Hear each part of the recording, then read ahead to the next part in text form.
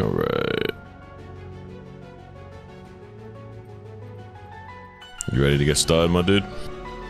Yeah. Let's get it. Alright, let's go.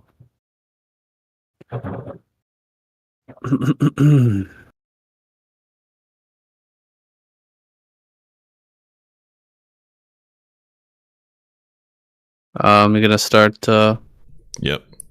recording? I had just clicked it, but I'll restart it. Tell me when. Yeah, go ahead, start it now.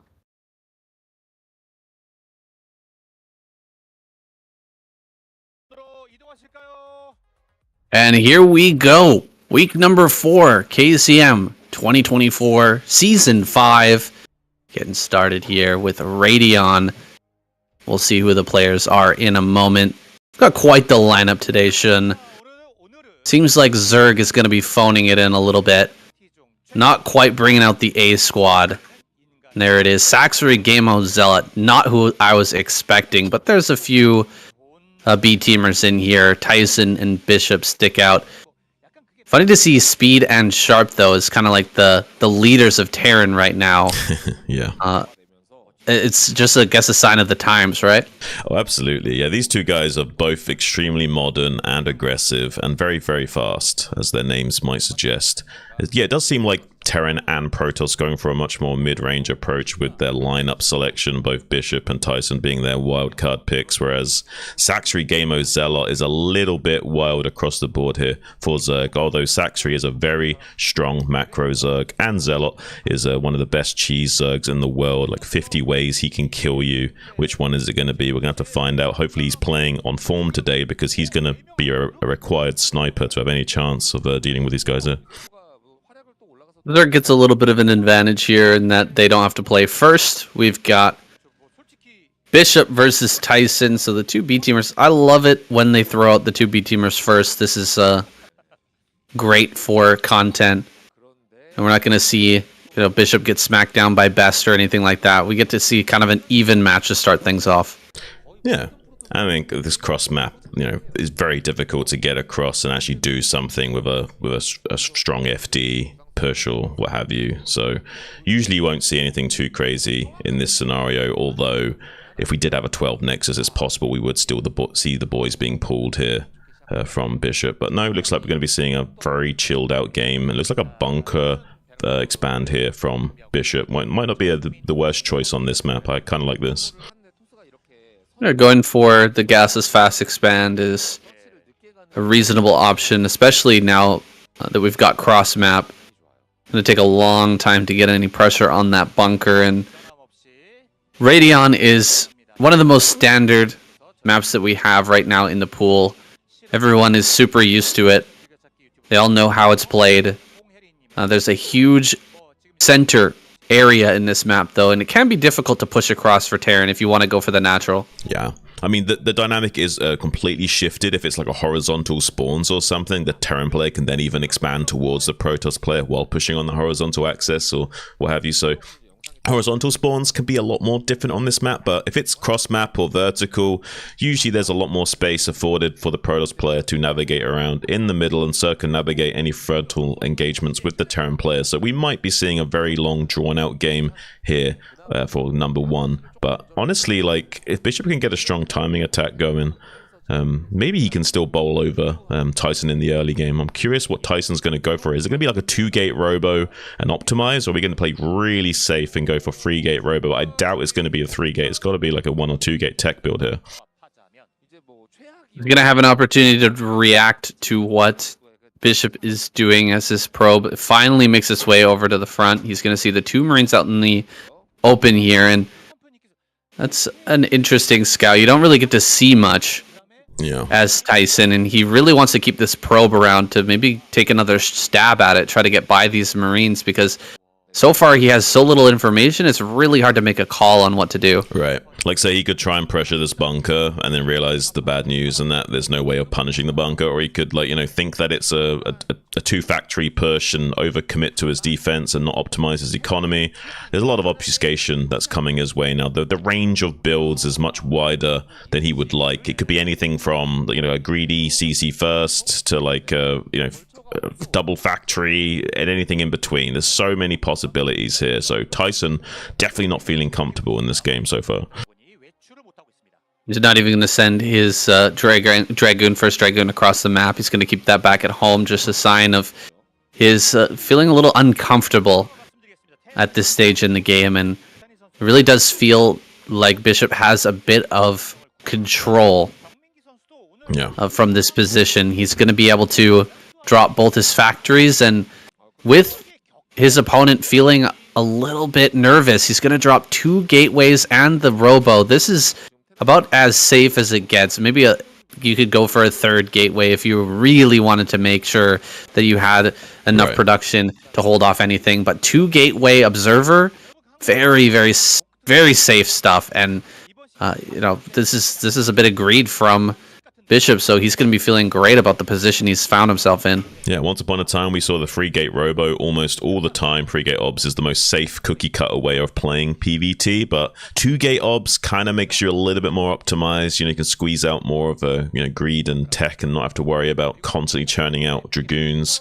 But you do want to make sure these 2 gateways are chugging along and maintaining their production time. Just because you got the gateways also means you still got to use them. So sometimes you can still get bowled over by pushers if you don't keep producing Dragoons non-stop. But looks like being able to produce maybe just 1 kill out of this effort is not too bad. Wants to get the probe kill in, but the most important thing is just seeing what's going on. So seeing the expansion, seeing what the Terran players actually managed to acquire in this time. We can't quite get into the main base with that probe, so we're a little bit annoyed about that. But now seeing this tank pop out at this time, he's going to have a much better read on, okay, the tank's popping out at just before 6 minutes. You definitely went bunker expand. He's already got the probe over there at the center left. He wants to take that 3rd base. Had he not added an extra gateway, he could have taken this a lot sooner and kind of met greed with greed, but he's going to have to roll with what he can take for now. Just rolling with the punches here. 3rd tank making its way to the front. We haven't been producing non-stop Marines, but there is more Marines being made, so maybe he wants to go with the Marine tank push here, and yeah, he will exit the bunker. Moving forward, 3 Dragoons is all that he has mustered, but he's got a lot of space to micro back here, a lot of room to move and kind of juke this and try to deal as much damage to these frontal units as possible. Yeah, absolutely. Saying, like we were saying earlier, he needs to make sure he's producing non-stop on these 2 gateways. Just because you got him, you need to utilize them. He sees the bad news. It's gone straight into 3 factories, so he wants to be super aggressive early on, or at least allow the ability to put pressure onto Tyson here. And Tyson, inversely, hasn't really been making a lot of Dragoons, so he's a little bit skittish, but I also think that Bishop is very hesitant to push out and actually do any committal to an attack just because of the cross-map positioning, how easy it is to run circles around these tanks and maybe get some skirmishes going. Would be a little bit bothersome for him. He has to worry about this Reaver potentially popping out soon, which would also sandbag any efforts and also do a lot of counter attack potential. So now we're going to be seeing the power scales flipped a little bit, but the Vulture raiding party's coming in, but with the Dragoons already waiting, not going to be able to accomplish much. Yeah, this is the big opportunity, though, right? As that 3rd base finishes up, the probes have to transfer a long way to the 3rd base.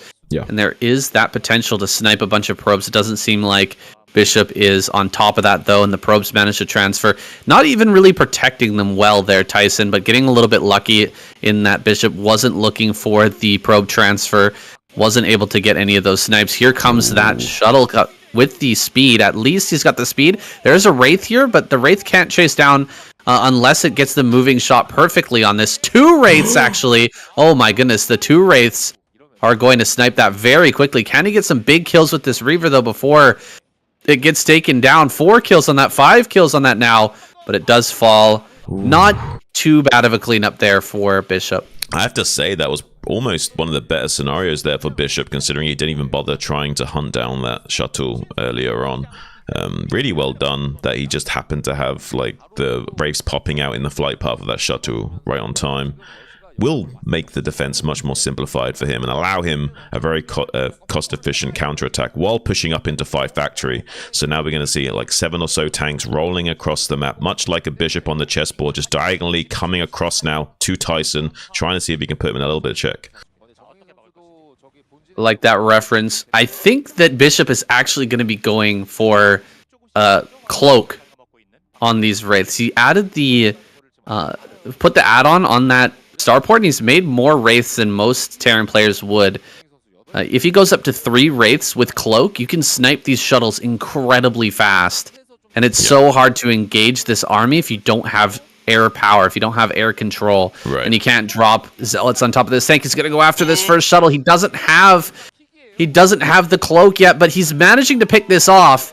And he gets the Reaver as well. Oh my goodness, this is starting to get really one-sided for Bishop. Yeah, these mines laid in the wake of the Terran advance is really sandbagging any efforts of Titan coming back around and dealing with this. This is a really well-executed push from Bishop. I mean, Titan may finally clean this up, but the reality is he's done a lot of damage already. If he kills the Nexus, it's insane, but he's not necessarily looking for the Nexus kill. He just wants to force a bad trade here from Titan, because if he can get more value out of these tanks before they die, this is going to be even better for him. And here comes the big push. Some of these Dragoons are already suffered up from the bridge, most of them going down. There's only 4 tanks left alive. He's getting on top of them now. We'll be able to start to clean these up, but with the 2 Wraiths pew-pewing with their burst lasers from the air, is actually making these trades go a little bit Terran-sided than I thought they would be. We'll be able to maybe just barely squeeze out the last kill on that tank, and does manage to do so, but now he might be able to save this Nexus. But like I say, Bishop's forcing a lot of cost-inefficient trades here from Tyson. This isn't an efficient cleanup by any stretch of the imagination for Tyson here. Currently, pretty much even on supply, even behind on supply right now. This is looking a little bit awkward for Protoss. Yeah, he didn't see the move out coming, and he had his Dragoons in an awkward position as the attack was coming in. This is some great play, though, by Bishop, getting in there with the double Wraith to snipe down the shuttle. He's got such a nice timing here to break this third, and even if this doesn't kill the third, like you said, it's just such a nice position to work with. Yeah. Oh, great pickup there. Not getting hit by the mine is really important. Looks like the Reaver may have went down. I'm not sure if he actually got the pickup on that. One more tank going to go down here. 4 Dragoons managing to 2-shot that. And so he has cleaned up, but at what cost? Now just more tanks and vultures rallying forward, and he can barely hang on. Yeah, I mean, because he's been forcing trades this entire time, there's no way the Protoss will ever be able to get a positional advantage and actually do something to counteract this. He's forced into frontal engagements only, and as you can see, this is not going to work out well. Mine detonations like crazy, and the splash damage from the tanks will also be wrecking that. He can't even expand and take a new third base at 6 o'clock. There's mines laid in that path, and a vulture to shut down the probe, and a dropship coming in to do some vulture rest. This guy is playing out of his mind right now. Bishop is definitely thinking chess-like. Bishop is closing this one out slowly but surely. This Reaver shot is very, very good, and he'll get a decent trade against the few tanks that remain. But the growth of our Protoss player has been so badly stifled, and it's about to get hit once more. The natural being dropped. Bunch of vultures going to go down here in the main. Bishop is just all over him, and as you can see, the Dragoons come back into the main base to clear this up. Another force is making its way over towards that third base to deal more damage to the probes and possibly pick off that Nexus as well. I mean, Tyson's losing a lot of his knockout power right now. So many probes are falling. He wasn't even mining in the main base, so even indirect damage to the economy by forcing the probes off the line is absolutely insane right now. Still currently behind in supply, trying to make up for it, trying to find some compensation with a shuttle coming in now. Can he get a slowdown on this third base? Maybe some big connections in the main base as well. I don't know, though. Bishop is just so on top of everything. All of his I's have been dotted, all of his T's have been crossed, and he's having none of it. 2 Goliaths in the main is a perfect number here to just shove this shuttle away, especially with that low HP.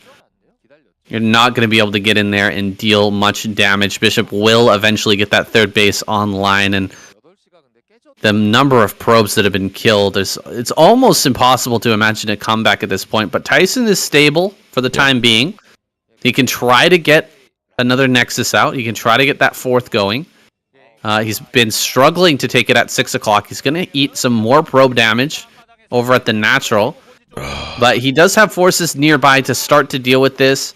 It's just every little poke and prod that's being done to him is adding fuel to the fire. It's making things that much worse.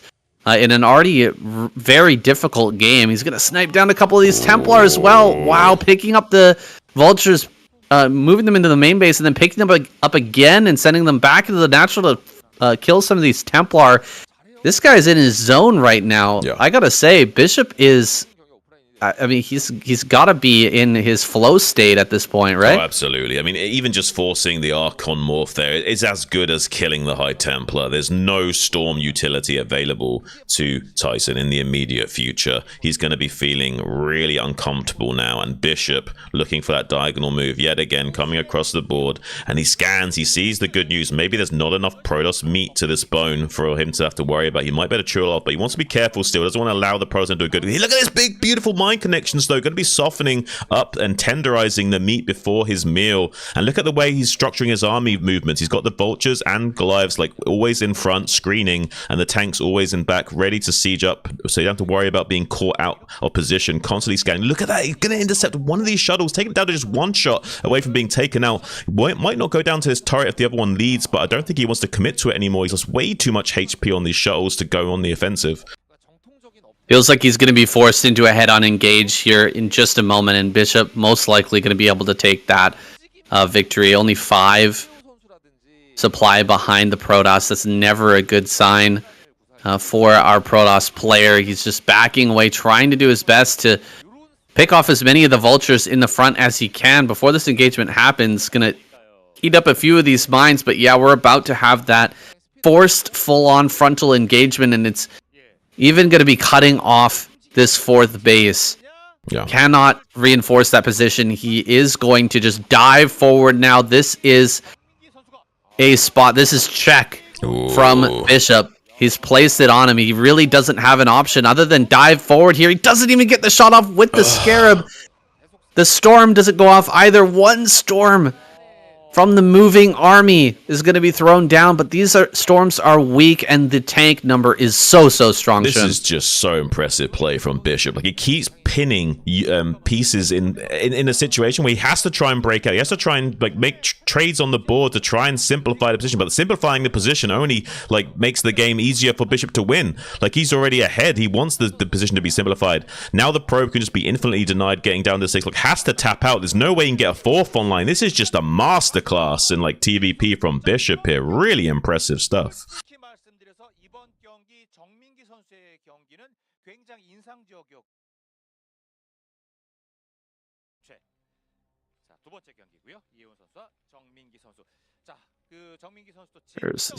Where's this?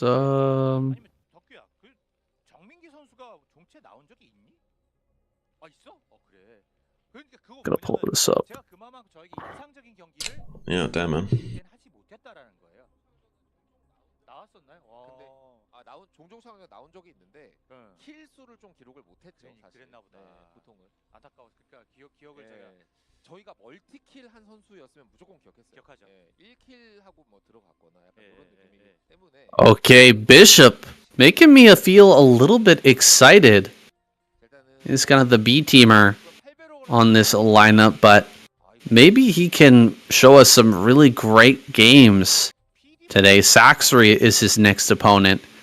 Spawning over here in the top left. We are on Dominator, which is an interesting map in TVZ, don't you think, Sean? Yeah. The name Dominator is given to the pizza guy that cut the pizza. As you can see, it was done with a hammer, not an actual pizza cutter. They had to make a few budgetary cuts. They still cut your pizza for you. They just don't necessarily use the right tools.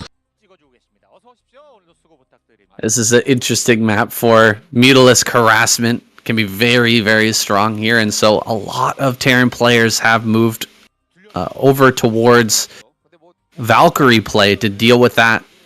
Tank Valkyrie pushes are incredibly common on this map, and trying to take a normal 3rd and 4th base as the Zerg player tends not to work out very well. A lot of them are taking just random bases like top right on the map to just try and hold down some sort of extra gas, and get themselves into a quick tech play and out of that sort of dangerous mid-game when tank Valkyrie can be so powerful. Well, we always see this problem on maps where, like, gas expansions aren't the easiest to secure with, like, say, double ramp natural thirds or this kind of thing, and having to take these out-of-pocket like deep expansion bases right out on the map can sometimes be good, but even this like base in the top right pocket, there's so much ground and there's still 2 areas of attack into that from the bridge and below. So I mean, there's not really any obvious choices here for the Zerg player. And look at this proxy factory coming out from Bishop here, and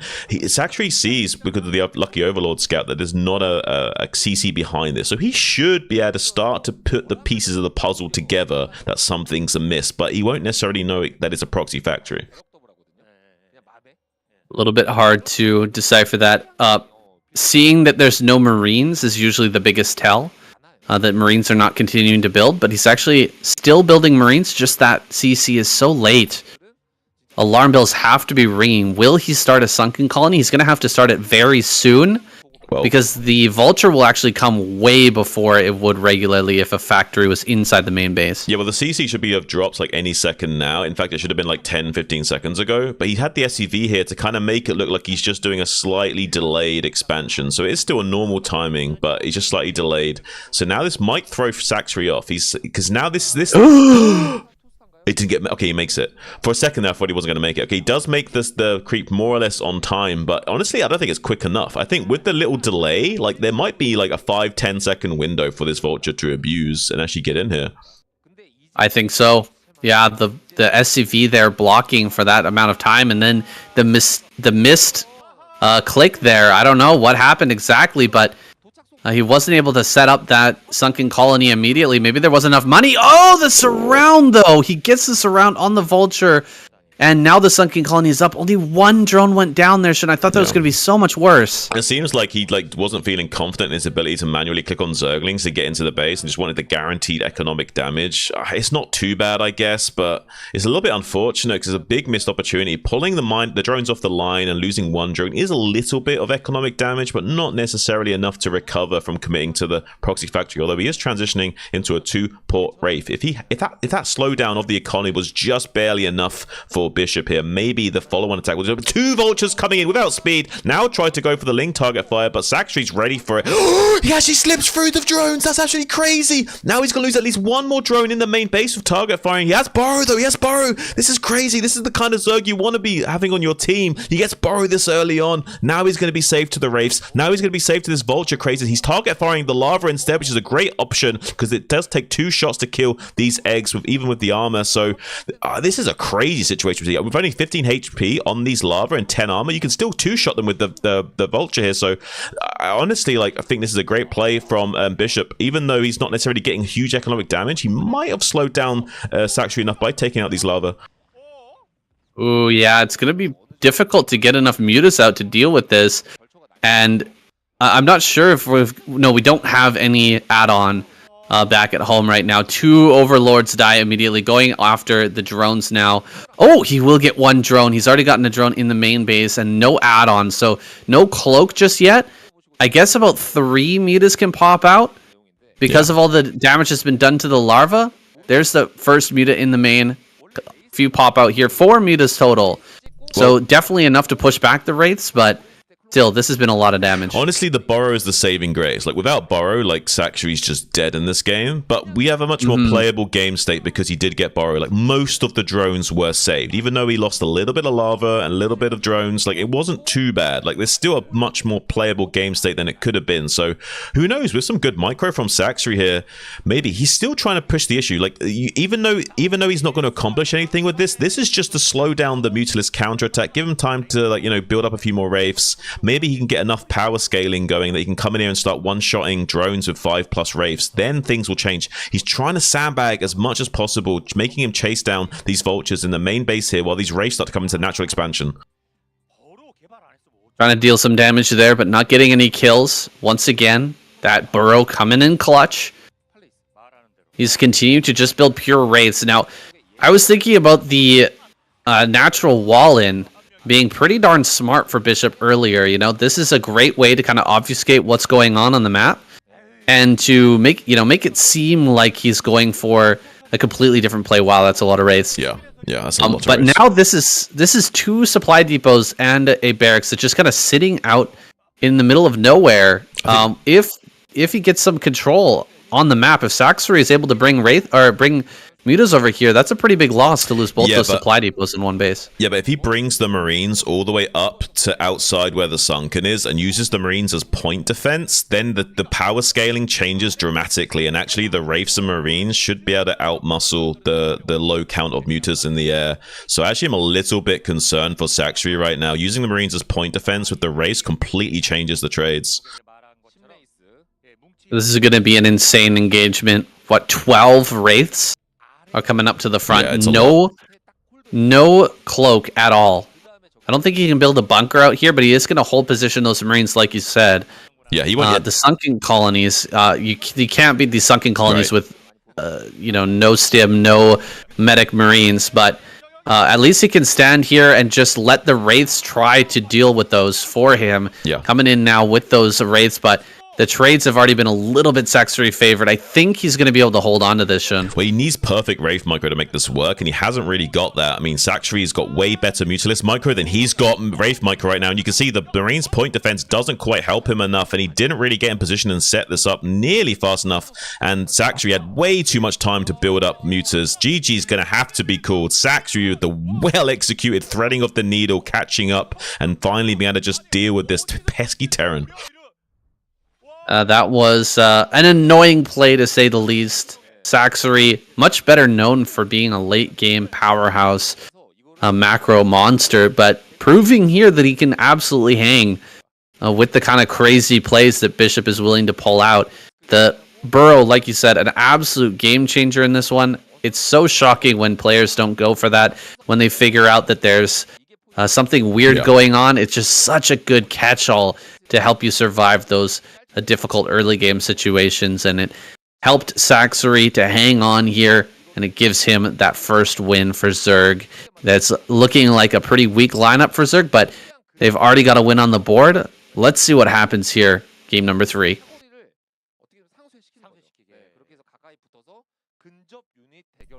I mean, with Zealot waiting in the wings, if Saxry can hold it down a little bit, this could be okay for Zerg. Yeah, it's possible.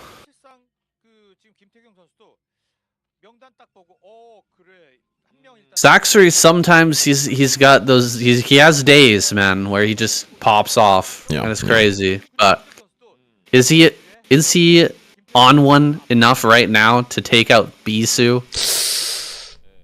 On this map, maybe not. All right, let's start this recording. We can talk more.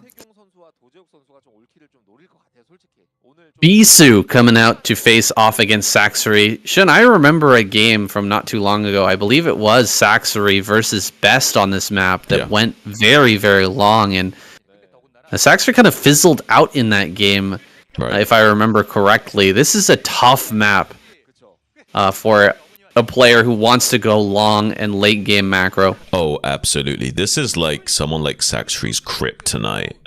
You see even players like Queen struggle on it, so much less Saxry. Like, this is not like looking ideal for our Zerg player here, and he does kind of need to carry the torch. We got Gamer and Zealot waiting in the wings. They're both capable players. Zealot in particular, he's a bit of a specialist, and a sniper player can take you out with a cheese that's very well executed. One of the best in the world, the best in the world at Hydra Guardian, all in against Terran. Really adept player, but that's not going to be enough to carry you all the way. You need someone like Saxry, a macro god, to kind of hold you down. But against Bisu on this map, it's going to be a tall order. He's hiding a drone in a natural expansion, wants to go for a 12 hatchery right away. This is a nice little economic boon for him, and because Bisu's gone for a gateway first, he won't be able to do any cannon rush shenanigans to punish this, but he could fake it still. Yeah, I think it's pretty hard to fake when you're on a 2-player map. You can just see that the timing on that probe is a little bit too late. It seems like he's kind of faking out Saxry here a bit more than I expected. But he should be figuring this out by now, that like, oh, you're not really going for this. This is some sort of silliness. I mean, the reality is that, like, yes, the probe timing is a gateway timing, but that could have been an obfuscation to trick Saxry into making him think it's not cannon rush. So he has this drone still just like gunning this probe down because, Bisu could have been mind gaming him and deliberately delaying his probe scout, even though it is a forge first. So it has to still respect it just in case. He's going to respect that. My goodness, drone. Almost got Almost going down. Almost going down at that third base. He's going to go ahead and try to take this, but a Zealot is on the way. Oh, and the pylon goes down as well. This is a great move because he's going to have to decide between either sending the Zerglings over towards his third. Oh, he takes the Yeah, you have to. You have hatchery. to. You have to. All right. Lava is more important at this stage in the game. When you know you're against Gateway first, you can't afford to have any slowdown on your production, so it just makes sense to throw down the hatchery and get your lava going as soon as possible because you need a higher count of lings to deal with the Gateway first, and you don't want to be slowed down in your drone manufacturing, so it makes sense to just get the lava going. Definitely going to be worthwhile for Bisu though, just spending 70 or 25 minerals. Oh yeah, big deal. To force the hatchery out of position. That is really going to be annoying for Saxery later on.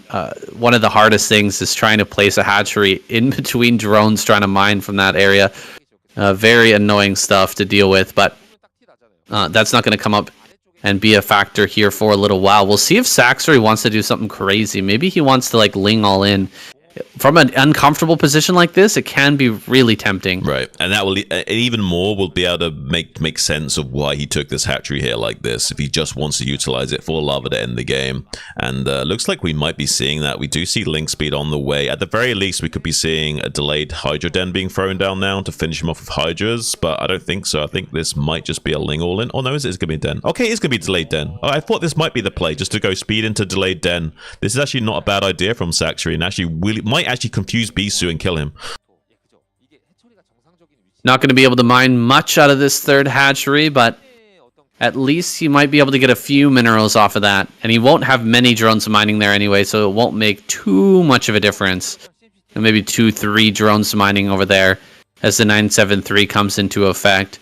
Saxery starting his upgrades and getting his Hydralis production started here soon, while Bisu has yet to throw down his Stargate. Has he kind of sniffed this out? Well, no, Stargate on the way. Bisu's making a big mistake. He's taking the cannons on top of the wall. That means that Saxery doesn't need range upgrade on these Hydras to finish the game. He just needs Speedlings and Speed Hydras to get on top of the wall and gun down these cannons. So this could be a little bit of a misplay from Bisu trying to protect his Forge. Does have a counter potential going onto the third base with 2 Zealots. Maybe can get enough economic damage here to make up for it. But I don't know.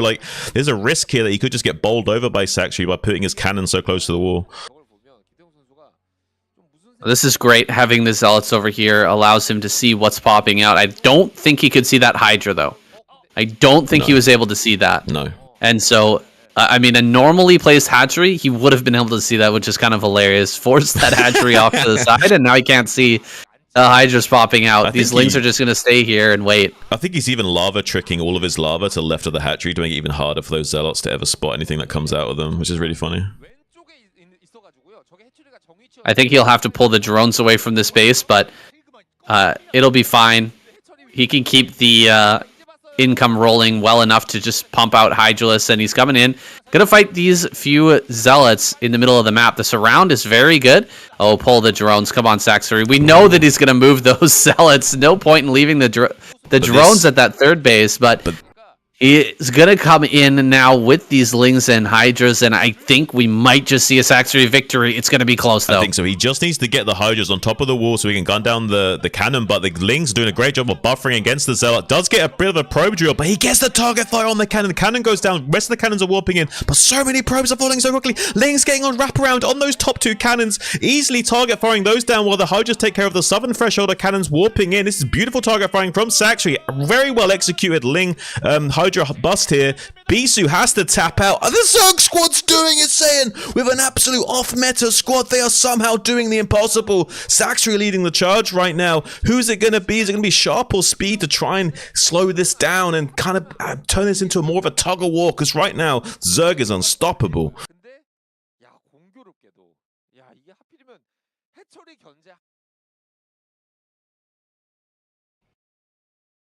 Damn, son. I told you BC was making a big blunder there. Yikes.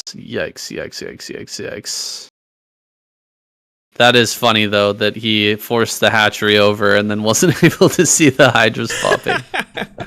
That's a great adjustment to that game state, though, right? I like that.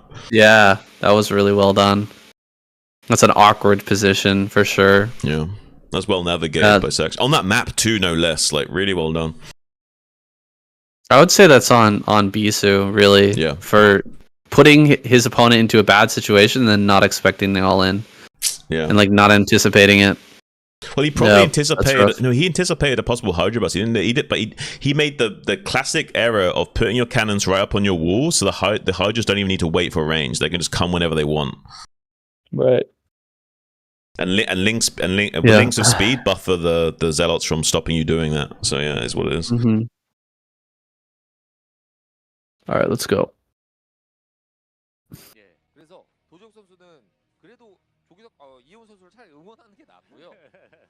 조기석 선수는 야 이거 Wow, going into game number 3, I never would have expected Bisu to get taken out by Saxery. Big upset there. Saxery moves on now to face off against Sharp. How crazy would it be if he beat Sharp as well? This Sharp is just so strong right now. Yeah. In 2024, it's insane. I mean, he really did put in the work for the last SSL run, and it definitely showed. This guy is an absolute monster. You even got to see him at LAN, kind of like, you know, in all of his glory. This guy is an absolute monster, a machine of a Terran player, and very modern, which is the craziest thing. I don't want to overshadow this moment, but Nada has been playing again. I don't know if you heard about this, Sam. I haven't. Nada's actually back, and Nada's like the old school Bonjour of Terran. He was the one that took the mantle after Boxer before Flash, and what is besides Flash one of the only guy that has an MSL and OSL title, and at the same time, really crazy stuff. So he's like a legitimate Bonjour, and he complete opposite to Flash. Flash is like the hard-working guy that puts in 14 hours a day, whereas Nada's the guy that, you know, doesn't even practice and somehow still manages to win tournaments. Back in the day, like there was a time where his father passed away and he was just drinking and like not even playing the game, and everyone was really worried about him. He put out a forum post saying, "I'm going to dedicate this next title win to my father." And turned his act around, showed up to tournament, and just absolutely smashed everyone, like completely dominated. Like this guy is like a complete legend. So I'm hoping we maybe would see Nada back here in KCM one day. Would be amazing. But for now, we've got these really great modern players like Sharp who have such a different approach to the game and can abuse their high micro ability using vultures to get one up on their opponents and what have you. There's been so many great players making their way back into the scene recently. I just casted for GG as well, who is playing on the ladder once again and hitting some pretty high ranks, but that's just the state of things, guys. This game is not going anywhere, and as we continue along, the history of Starcraft is broad and deep, and it has many more surprises for us in the future, I'm sure. Yeah. Saxery here, getting his hatchery up. Sharp opening with the wall. Everything looking just like a 2024 game.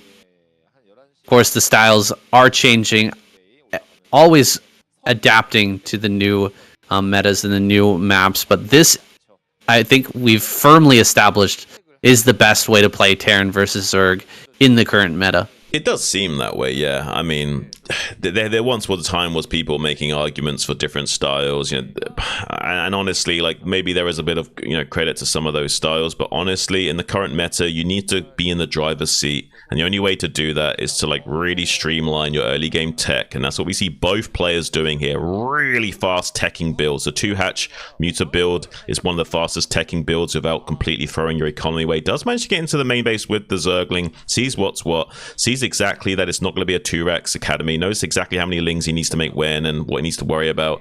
So nothing really too crazy here for Saxery. He's just going to be doing his own thing, just min-maxing his own build now that he knows it is the +1 rush. But yeah, both players just optimizing their tech like you usually see in the meta. Very interesting position on that Spire, dropping in the natural. I think he just wanted to drop that out of vision of the SCV that was in the main, and so kind of obfuscate what's going on. Third hatchery over here as well. Far off to the left-hand side. He may be looking to hide some tech with that. Maybe an evolution chamber? Yeah, possibly. Yeah. I think That's the first thing that comes to my mind when I see a hatchery placed that far off. Right.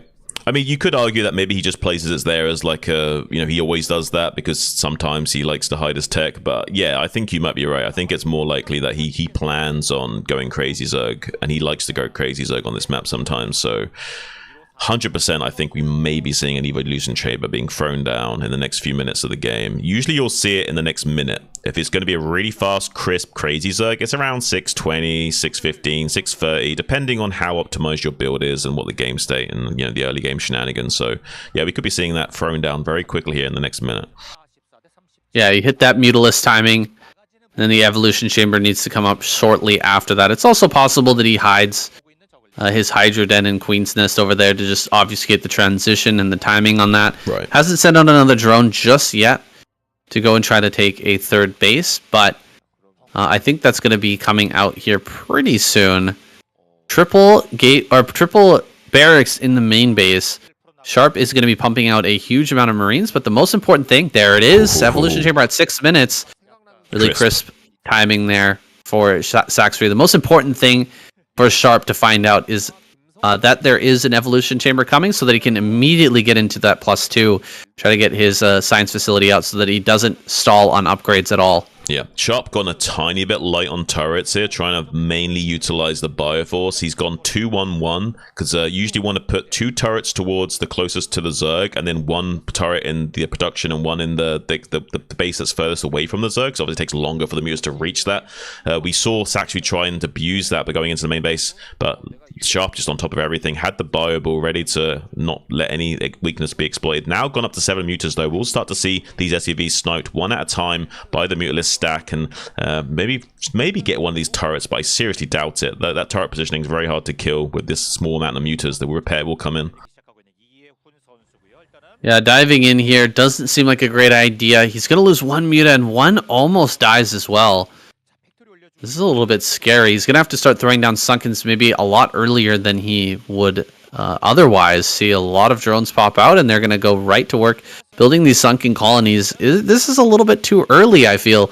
Yeah. Saxry would much rather hold off with just some Mutas so that he can get that drone saturation up a bit better and get all these upgrades rolling before having to invest into a ton of sunken colonies. That is natural. Well, even if he hasn't scanned the evolution chamber, I think seeing that many sunkens must make him think that it's crazy Zerg. He's like, okay, you haven't got a transition that you're worried about. You're not even going all in Mutas. You just want to tech heavy here. So these 4 sunkens must mean you're going some kind of crazy Zerg shenanigans.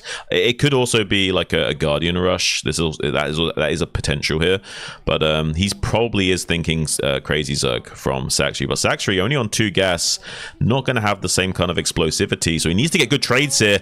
He's trying to exploit this high ground to see if he can clean up with a little bit of Ling help from the low grounds, but with good target firing is still shredding some of those Mutalisks. Still has 9 of those in the air, but so far so good for Saxry, thinning out the herd. And now Sharp has kind of been dulled a little bit, and hasn't still scanned that evolution chamber. At least I've not seen him scan that evolution chamber, so I don't know if he knows for sure, but I have to imagine he's thinking about it. There's no way he's not thinking that this could be crazy Zerg, right?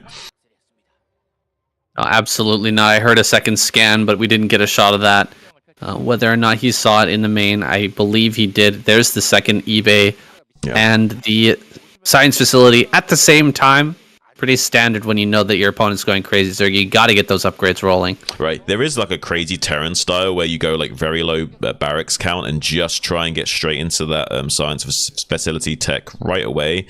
But usually a little bit too flimsy to go for that. So you see Terran still utilizing 3-4 racks, trying to put on some pressure, trying to get some map control against the Mutalisk threat, and then transition into a more standard style. But that might not be fast enough in a lot of cases. Sometimes the Zergs can really run away with the game and start expanding in opposite corners of the map and getting more gases online, and suddenly there's just too many cows for you to milk. And what can you do? The 6-minute evolution chamber is going to have some downstream consequences here as the upgrades are starting to finish up. +1 is already done, and I don't think that the science facility is up just yet. Might be just finishing up now, which means that the +2 will be started. We don't unfortunately have any information. We can't tell how far along those upgrades are because this is a live recording of the game.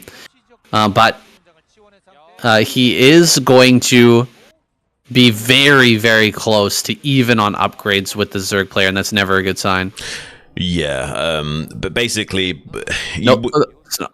Go on. I think one's not researching, one is the other, or the other is. So I'm not sure if he's got it on the way or not. Yeah. Oh, he's losing quite a lot of mutas. Oh, he has to be very careful here.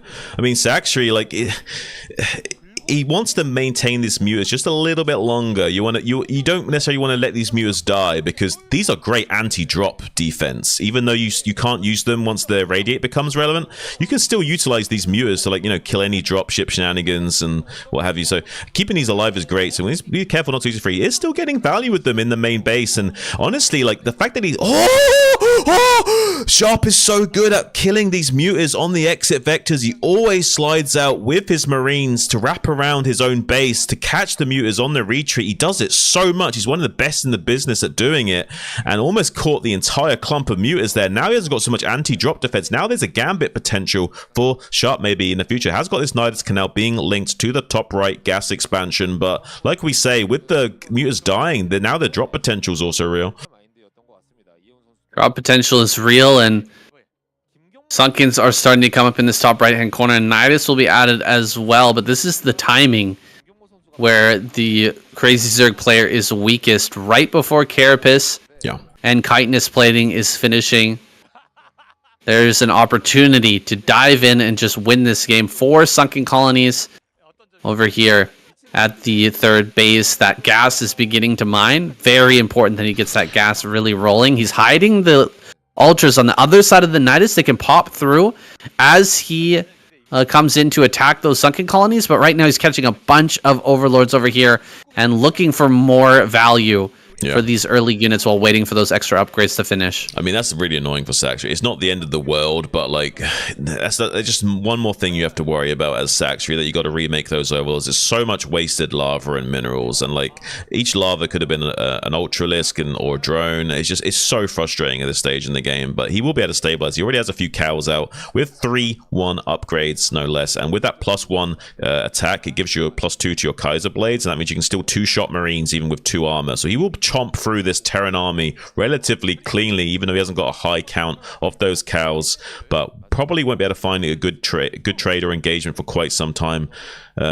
Looks like just +1 weapons being taken. I think, yeah, Sharp's trying to optimize. He knows that the +2 armor won't really help him out too much because of the Kaiser Blades upgrade, so just wants to get that +3 weapons upgrade as quick as possible and kills his hatchery in the bottom left while the rest of his army is out on the map. This is exactly what you want to do against Crazy Zerg. You don't need to commit your whole army to accomplishing goals always, especially early on when the Zerg player is weakest, when he hasn't got all of his upgrades going.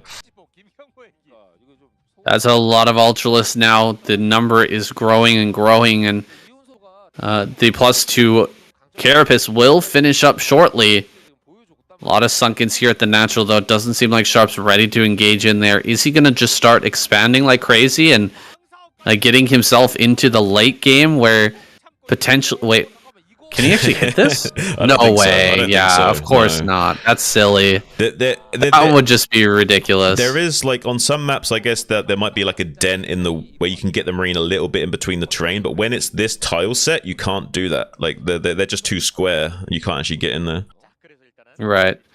That would have been a heartbreaker, honestly, for Zergs everywhere, had he been able to get in there and just kill that.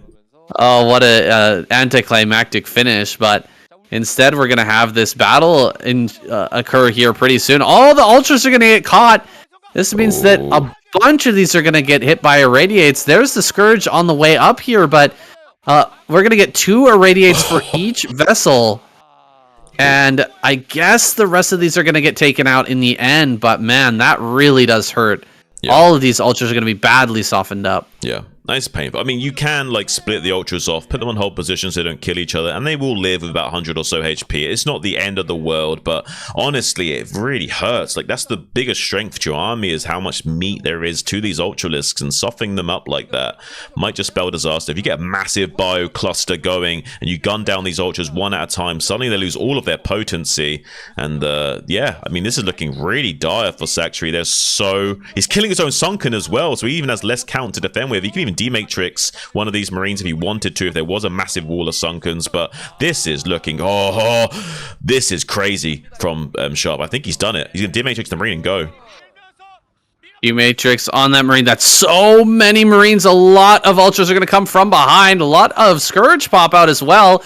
Going to dive on top of these sunken, or of these science vessels. The Ultras from behind, they're not ready to engage just yet. Finally going to go to work on these Marines, but that is so much bio. The wall of bio just standing in the way of the Ultras as they try to push in. Wow. He's done it.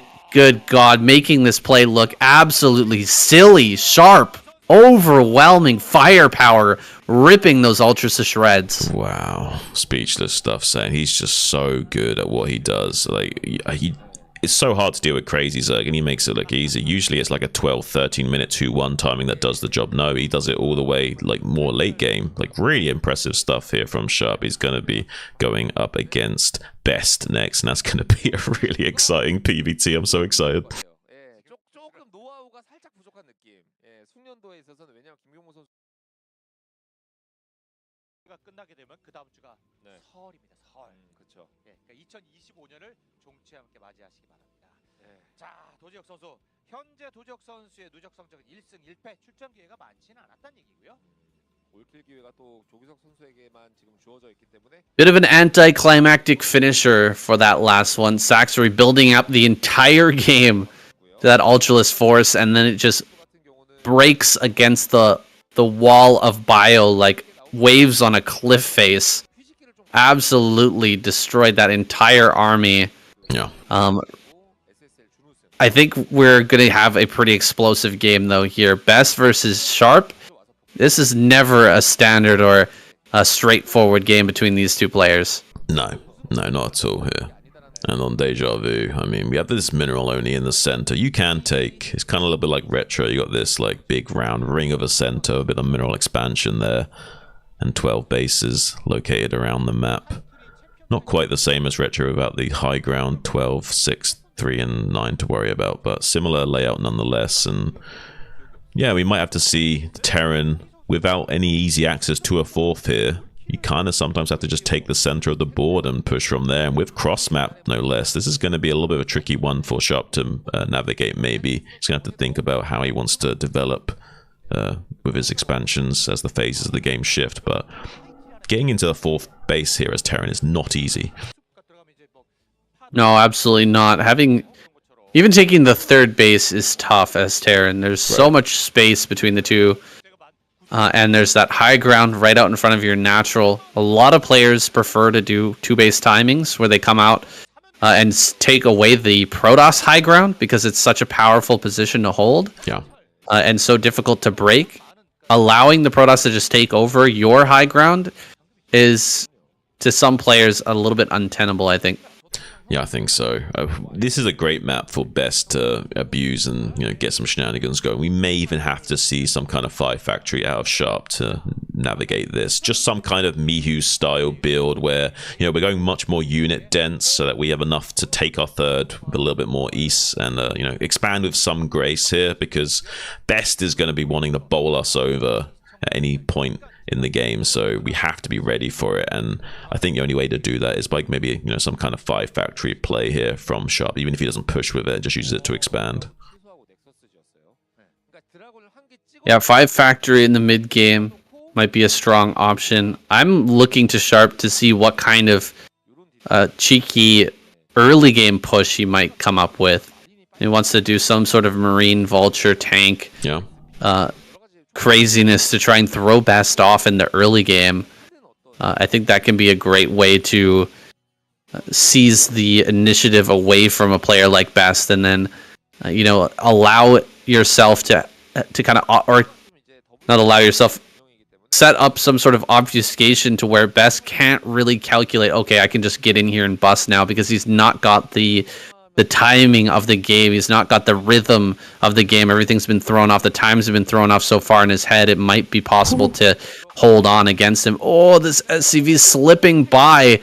One miss shot there from the Dragoon as he chases behind this SCV, but he's going to get a full scout, seeing just about everything. Wow, that SCV sliding right on through that probe. It was sent back there to block, but he may even send this down and spot this Robo. This SCV down here. This is great. This SCV has a combat roll ability, and he was just like rolling past units left, right, and center, getting into that main base. That was really impressive scouting, identifying everything, the whole tech tree. So now that he knows the whole enchilada and sees the timings, everything, he can be both safe and aggressive now, knowing what he has to worry about, and we'll be able to optimize to deal with that. Honestly, like, it's still cross map. He still has to respect that fact. It's not an ideal situation or game state at all. It does complicate things. You'll be seeing probably a 2-gate Robo initially from Best to give himself a strong pillar of support going up into his usual 3-base shenanigans, where he just wants to bowl you over with shuttles, zealots, dragoons, and try and, like, you know, get that early game, like, just monstrous slam. And usually you can't do much about it as Terran. Even if you seem to have an unbreakable position, it somehow seems to get broken. Best is just one of those guys that has that, like, you know, King Kong-like strength to just rip through chrome steel strength chains. Yeah, he's going to be taking the safe route here by adding on that extra gateway. And in fact, a third gateway comes down, 3-gate goon. I think this is a smart play. It would be absolutely insane, in my opinion, to try to cut corners against Sharp in the early game. He's so aggressive so much of the time. He's going to end up slipping a Vulture by somewhere, and you're going to regret it. So I like Best adding on that extra gateway. It's going to slow down his third base a little bit, but it's going to allow him to pump out enough Dragoons to manage any sort of weird situation that Sharp may try to put him in. Yeah. You need at least 2 gateways. 3 would be like most safest thing in the world, but you know, 2's enough. 3's amazing. Is to be safe against any kind of aggression coming out of a Terran play here. And Sharps is extremely annoying.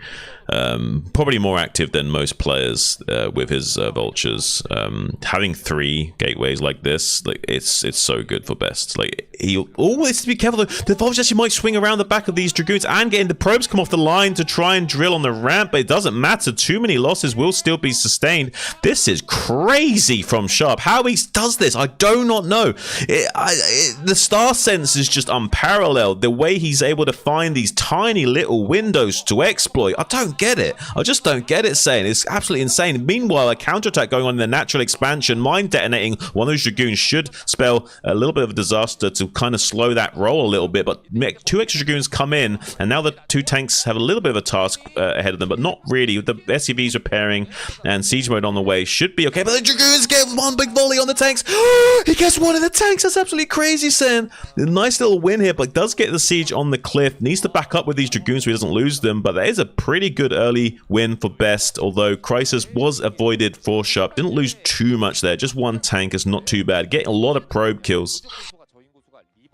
Yeah, what happened there, guys, is that as Best was moving across the map, he saw the vultures run by. He saw the speed, and he knew right off the bat that siege mode was going to be late in that circumstance. You can't get siege and speed and mines all at the same time. So he knew that with the speed and mines done, there must be a bit of a gap in the defenses. He tried to make something happen there at the natural, and just allowed rallies to handle the vultures that came into his own natural. But I would definitely say that you're right. Sharp took the better engagement there, got more probes, or I mean, he didn't even get any SCVs, but he got probes, and he didn't take too much damage at his natural. His position is looking fantastic, and Best is just going to sit here and get into his third base. Will he be able to crack Sharp? Will Sharp get a little too greedy and not add on enough factories to make this push work? I don't think so. He's adding on 5. Yeah, nice. Yeah, you want to see at least 5 factories here. I mean, you could go a little bit greedy and go 4, but I think that's too crazy. You know you're against Best. This is... King Kong actually doesn't seem to almost do it justice. Do you know what I mean? Like, he's like...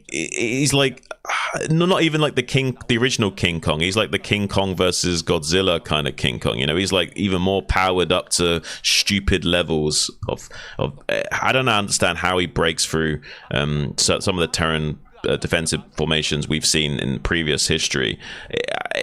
these players almost seem to have like a sixth sense in this game. Like, I think Star Sense is actually a real thing. I think somehow saying like these players are developing like psionic abilities, and I think that maybe the aliens are starting to look at us because the Zerg have realized, oh no, the Terrans are finally starting to develop psionic abilities. We need to quickly go and devour them, get their biomass so we can actually deal with the Protoss. I think that's what we're seeing here. We're seeing history. Like the real world is just a simulation to figure out how Terrans got that psionic ability in the begin with, Sam. Well, what we're really seeing now is 6 factory play from Sharp. He wants to follow up his early damage on all of these probes with a very crisp 6 factory attack, like you were saying, kind of Mihu-esque push across the map. Look at all the gateways, though. Best is taking this super serious. Yeah. Is not adding on too many probes. He's not getting super greedy. He's got that third base. He's just mining what he can and getting as many gateways and units out as possible. Sharp, he could throw Best for a loop here by just taking a third behind this with 6 factories because that was spotted. The observer got in and saw that 6 factory was on the way, but I don't know. I think this might still be on the table for Sharp. He might still go for this push, and yeah. I don't know if Best can hold on against this. He's got 20 supply advantage, but he's going to need a lot more than that. He just needs to sandbag the push for as long as possible, maybe force a couple of sieges, but Sharp knows that. He just wants to keep rolling, have these tanks on attack move, and using their base arc-like cannons to just keep the damage rolling out, and maybe better circle around all the way, but here comes Best with more and more rallied units. He wants to set up a bit of a kill move, see if he can box in these Terran units on the west here, or go for a counterattack to cut off reinforcements at the very least. This is looking maybe a little bit worrisome here. Sharp has got a spot in mind though, so does see these units coming down. Now needs to make the tactical decision to retreat here, but this is looking awkward. Now the army is wedged out of formation. I don't know, like Sharp can still keep all of his army alive, but he has to be very tactical, keep it as low to the south as possible, siege up on the way back, almost like pushing towards his own base, and then rejoin of his rally point, and then push vertically upwards here, see if he can force a head-on engagement. But I think that Best is going to keep playing like footsies with him in the middle. It's a great move by Best. Yeah. Moving around the army and just delaying things by so much. Simply with the threat of a counterattack and not even the counterattack itself. Now going to come forward and clear out some mines here over by the natural. Set up to cut off reinforcements. And again, forces Sharp back. Sharp is starting to build up money actually in the bank. And he's getting a little bit frustrated, you can tell. He's just going to try and run up here and push back these forces, this counterattack force, as best he can. The unsieged tanks are actually doing very well against this smaller force from Best, but Best has delayed by so much. The supply differential has extended by up to 30 now. It was 20 when this push initially came out, and it's going to just get wider and wider, that gap. Right. As Best pumps out more and more units and prepares to break this push. I mean, he's trying to get up to 7 factories and get a third online, but Best will want to attack right when he's trying to set all this up. So now Sharp is going to be thinking more defensively. I need to get this third base online. I'm about to start to become mined out in a few minutes here. I need to get this base. Best is going to start expanding like crazy, and he's going to try and look for a kill move now that Sharp is trying to take this third base. Yeah, he's tentatively holding this high ground for the time being. Best looking towards top right for another base to take. Oh, not able to stop that probe in bottom left either. That's really brutal. Yeah. The DT there on the ramp actually coming in super clutch. The longer he could delay a probe from getting into bottom left, the better for Sharp. And Best expanding in 2 different directions. He's really making it hard for Sharp to make a good decision about where he actually wants to push. Right. Now Templars are out, Storms are out, 7 factory is done, and the third base is starting to mine, but Sharp has delayed his upgrades by a lot. He's just now getting his starport on the way with 1-1 sitting on these units for quite some time. I mean, he is going to have a very difficult moment here. Oh god, this DT in the middle. Ooh, That's so much That damage. was some great damage. I mean, he's not got the APM to repair all those tanks up right now. Like, there's just they're just going to have to be red, and they will die very easily in the next fight. This is a crazy game we're seeing from Best. He's got his like bowler cap on right now. He's not like, you know, dumb ape Best. This is really smart thinking future armor monkey Best. Sharp has the 170 supply necessary to hold on against a push like this, but the tanks at the front line are so badly injured they go down incredibly fast. Templar are going to start to throw down their storms as well. Great snipes on the Templar. Meanwhile, the attack just going ahead over towards that third base. Sharp is going to have to lift and run if he wants to save that, because Best is breaking through. His army is stopped, but the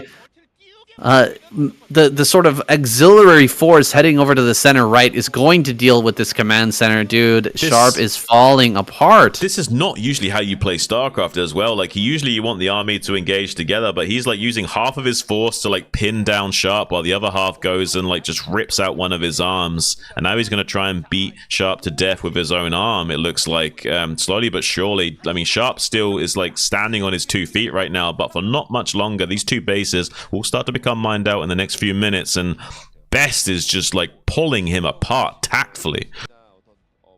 This is a pretty good move by Sharp, you know, moving up towards the top right and leaving mines behind his army to deal with this kind of trapped force over in the center right. A lot of SCVs are actually long distance mining over in that center right. Oh my goodness, the storms are so good. He's out of range now of these cannons, and it's being delayed quite a bit, his attack into the space. Yeah, I mean, Sharp has a lot of potency left in his army, but I think this is going to change very rapidly. Like, unless he gets the ball rolling right here, right now, there's no way of him coming back in this game. He's going to get outscaled by Best. Now that Best has still got his 4 bases line, he's not killing this Nexus in the top right. It's still mining, even though he's putting on pressure, and Best might not be able to actually... Oh, he lands the... Okay, he does manage to get the Storm off, so at least we'll kill some units for that. Did get some compensation. Now, though, cleaning up the army on the front lines is Best, looking better and better in supply as time goes on. There's 1-1 upgrades from this like low tech style. We're starting to like see problems now. Can't quite get efficient trades without a massive monstrous army to work with. Does get the vultures in on the top right though, going to be siphoning off a lot of those probes. So a lot of the economy now being crippled for Best for the time being to kind of try and squash him for at least the moment here. But I mean, Sharp's about to be mined out, and we're taking the bottom left as Best. We're not too worried. Coming in now with the Dragoons on the southern threshold of this donut, while more rallies of units coming out. More rallies coming up for Sharp to deal with this push. He's got a lot of siege tanks on that low ground, and he's clearing out quite a big part of that army. Yeah, you're completely right. This third base not being down yet, not being rebuilt, is hurting Sharp a lot. He is having a huge struggle of trying to continue to produce as his economy runs dry. He really needs to push over to the center right and reestablish this base before those mineral patches are completely extinct. So close to it, that extinction event, and Sharp's going to get this base online just in time to keep this game going. But Best is continuing to expand, and he's got a base down in the bottom left now. I don't know.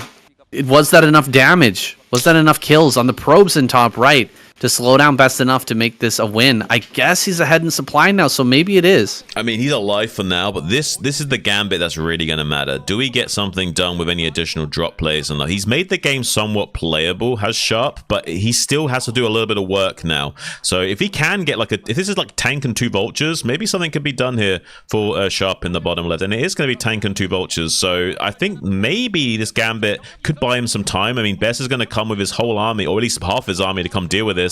But look at this, he's still finding value on the front lines with some Dragoons. So if his whole army was coming down to deal with this, I would say this is a pretty good gambit from Sharp. But the fact that he's still killing tanks out on the map with Dragoons while this is going on, I would say this is a little bit fruitless. Surprising to see Best not try to take more bases on the high ground, like top right. He's actually going to take the natural again. He's clearing out some tanks over on this high ground, but that army is looking absolutely undeniable. So many tanks over there at the center right. It's super necessary that he keeps that alive, of course. Yeah. That is a huge commitment of tanks, though, and But It's about time for for Sharp to start to move out and put some pressure on some of these bases. But Best isn't really concerned about the third base. Best just doesn't want him to take a fourth because he knows that he'll be relegated to just one base worth of economy with that third base now that he has been mined out in his main and natural soon. So we'll be forced to take this middle base as his fourth in a moment here, and that's not ideal. It will allow Best to really open up the position and start to get even more cost-efficient trades. So we can't see these tanks just get full advantage of these like siege positions. He'll have to come out onto the map and try and secure a fourth soon, and that's what Best is waiting for. He knows he needs this other base set up. He can't just keep going on one base versus what Best is doing here. Best is going to push towards the middle, securing some ground here, clearing out some mines, preparing his attack pathways, but Sharp is not budging at all. He's keeping his army, for the most part, over there sieged at center right, and allowing Best to kind of take over the map. Another base is going to go up top right. Another Nexus is going to be thrown down here in a moment. And Best, I mean, he can keep growing into both corners while Sharp slowly pushes towards the middle. I think this is a really reasonable position for Best to try and take, and I feel like Sharp didn't take enough of an advantage when he had it. Yeah. He's kind of slowed himself down a lot here by just leaving his whole army at center right and waiting for such a long time to make a move. He's trying to get a drop gambit going out here, laying down some mines in the wake of this this natural expansion to try and delay the army while he gets a tank on the high ground to snipe this pylon, maybe to take out these 3 cannons offline, and then come in with a future drop later on. But I don't know, this is enough to distract Best and pull his army out of position and then get his army out onto the map. I think is the main point here from Sharp, just to get some kind of oxygen and some breathing room. Now we see beautiful sieges and slightly spread tanks on the northern threshold, granting him legs in this game, preemptive D-matrixes and stuff coming out.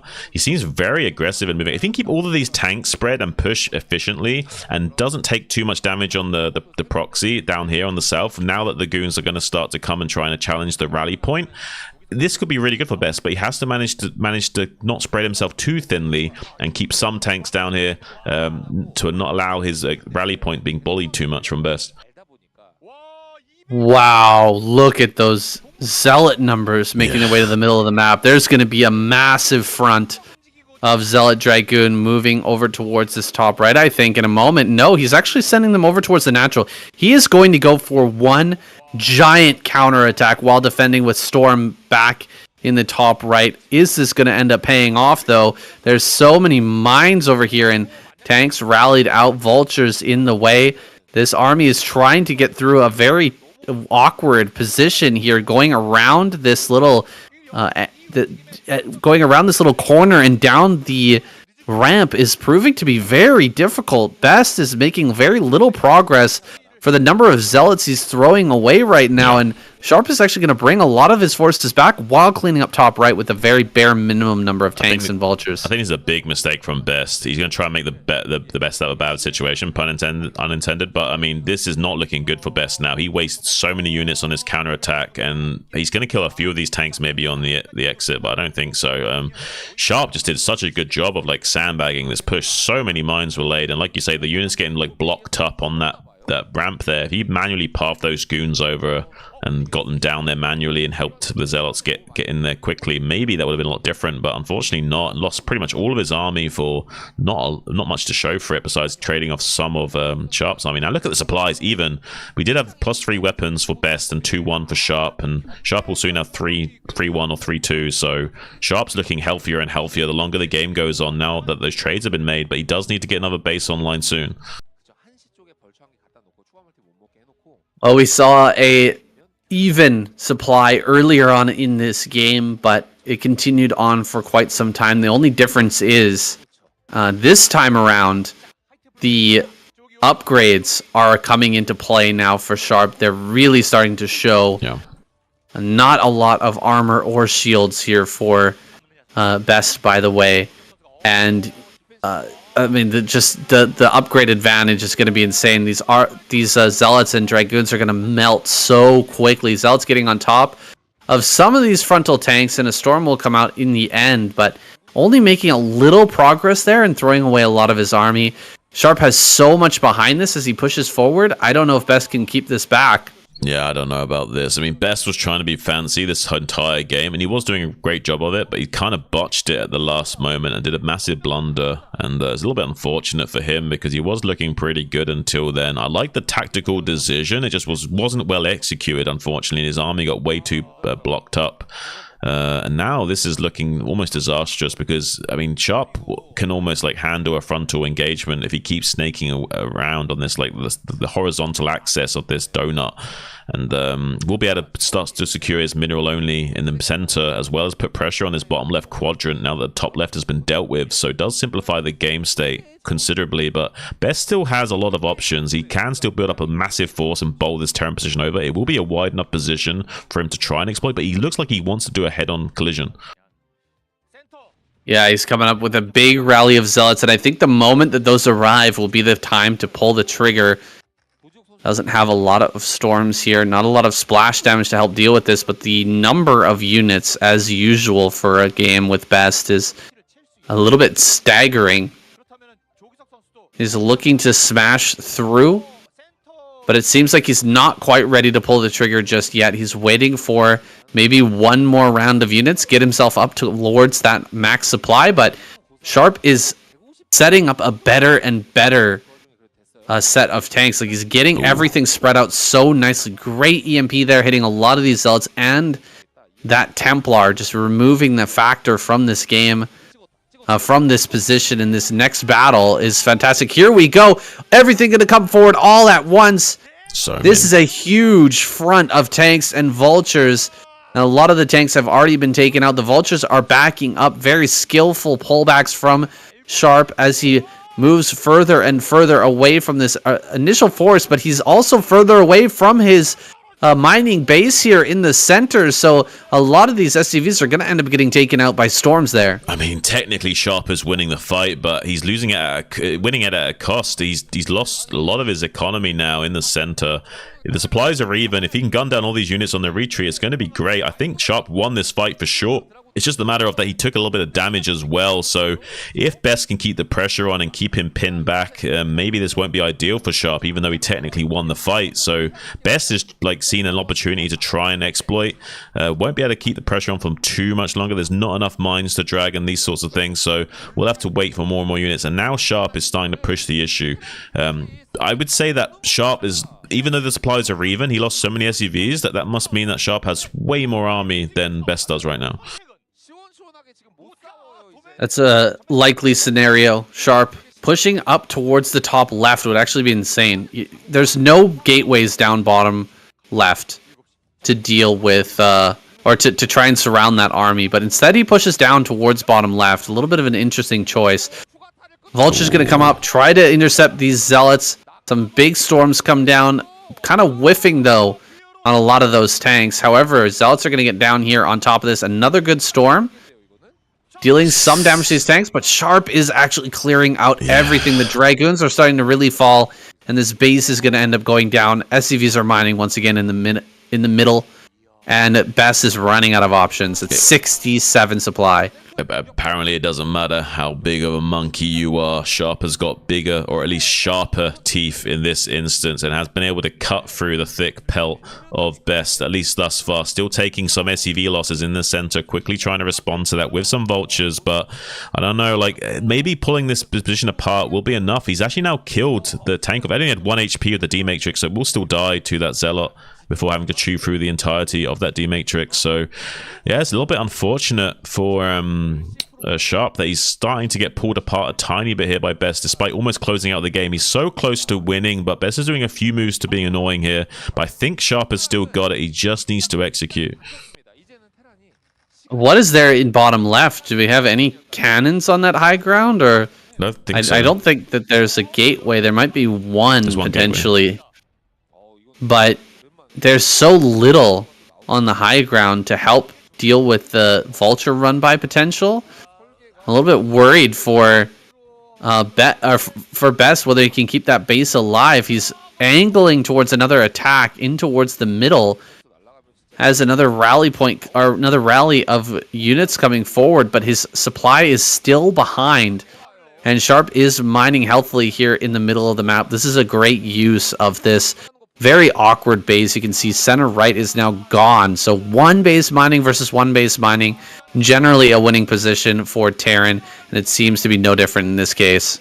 Yeah, I mean, there is going to be a last hurrah, though, from Best. Coming in the center of the board, can he get a pincer maneuver going? Zealot's trying to get some good mine drags. There's 3 tanks that are pretty entrenched. DT tries to get the target fire on one of those. Dragoon finishes the job. Now Storm's coming out, clearing out the rest of the tanks. Maybe he can deny mining here and push back this position. Can he somehow get a tactical win in this game? There are still 3 siege tanks over to the right. Needs to be careful not to lose all of his army to those siege tanks. There's a very low unit count for both sides here. Best is dwindling, though. Best has got almost nothing left in the tank. He's desperately trying to stop Sharp from mining. Sharp's got a lot of gas in the bank. He just needs a few minerals. He can squeeze out more and more of these vessels and get, like, you know, D-matrixes going, and that will make his units trade even more efficiently here. So eventually, Sharp will outscale Best crazily, but it takes some execution. Those 3 tanks that were just kind of sitting on the high ground during that entire fight are finally going to get moved forward. I wonder if he would have been able to win that with those extra tanks firing away throughout, but that's neither here nor there. Sharp is going to start to take middle of the map once again. Best is going to be looking to break that for, what, the 3rd, 4th, 5th time now? I've kind of lost count. Yeah. Best, I mean, he's making his way down to bottom left. He's going to try and maybe establish another base in that location, but I mean, this game has come down to little tens of minerals. We're not even talking hundreds. This is getting really ridiculous. Yeah, it's getting really ridiculous. I mean, we finally see Best try and take the natural expansion area in this bottom left, but he hasn't got enough units to defend this. He might actually have to cancel. This is kind of crazy what we're seeing. He has to defend from the high ground. Yeah, he's going to sack the natural and just go up to the high ground, but without units already in position to deal with this, like, Sharp's looking very scary. I think he's going to get up here extremely quickly. Now we see a counterattack in the center of the board yet again, slowing down the income of Sharp, but he is getting enough minerals coming in that he can keep the war effort alive here. And with so much gas in the bank, he can make up to 25 or so tanks at least, so he can still keep churning out right here, right now. It's looking ideal for Sharp if he can keep the pedal all the way down to the floor of the car. It looks like he's going to make it to the finish line. Yeah, there's nowhere else that probes have been, you know, banking up. This is all the probes of Best. There's nowhere to escape either. If he wants to pull these away, he might end up picking up his probes in his shuttle just to try and save as many of them as he can. Actually, he's not picking those up just yet. But he doesn't really have anywhere else to mine. If he wants to mine somewhere, everything's being covered by Sharp. He's got top center covered, top right covered. There's really nowhere else to put a nexus. So Best he's completely out of options. Coming forward with one more storm, he does get one of those. Oh my God, that mine actually almost killed the Templar as well, but the Templar manages to survive. The mine there actually is so big, it lowered all the HP on all of these units. Sharp is not mining, guys. He's not mining at all. 178 minerals. CC's dying.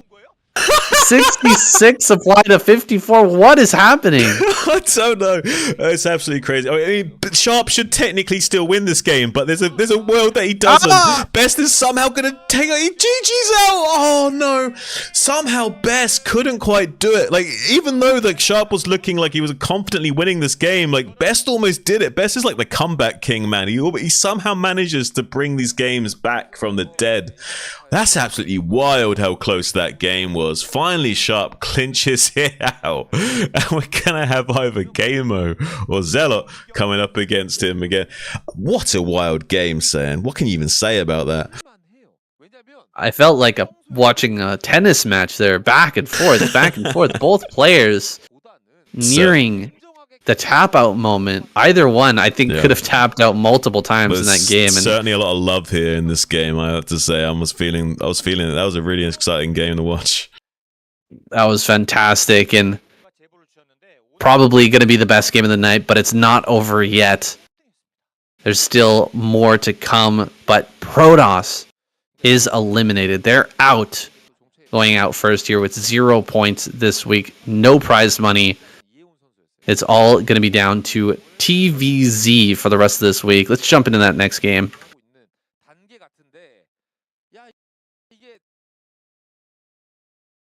Hey, give me time to grab a new drink, take a slash, and have a vape. Sounds good. I'll be right back.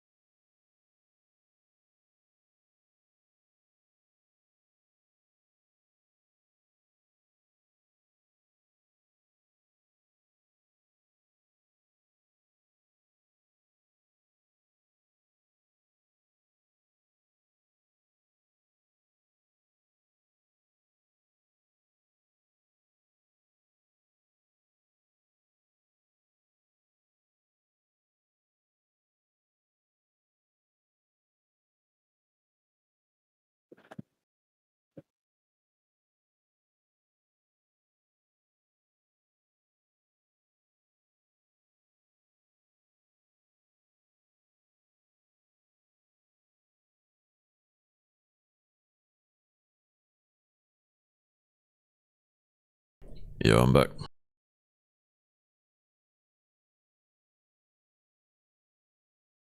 No, the stream wasn't Stark Angel.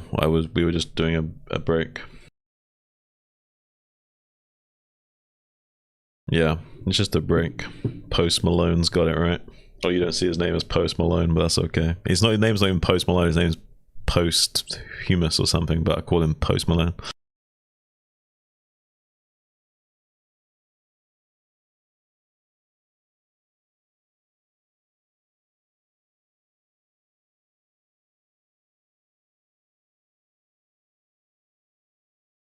Which is ironic, because my nickname used to be Posty for a while. Oh, you're no more King Kong analogies. You're upset about that. You're sad. Well, it is what it is. He couldn't do it. He almost made a comeback, but he couldn't quite.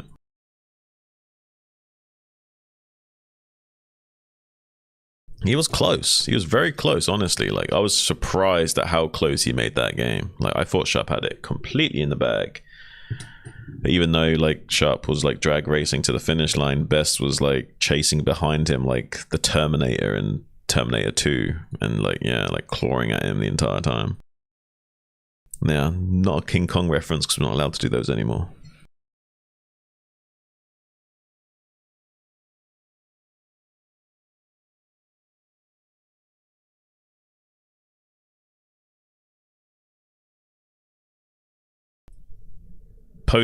I call you Posty or Post Malone. Yeah.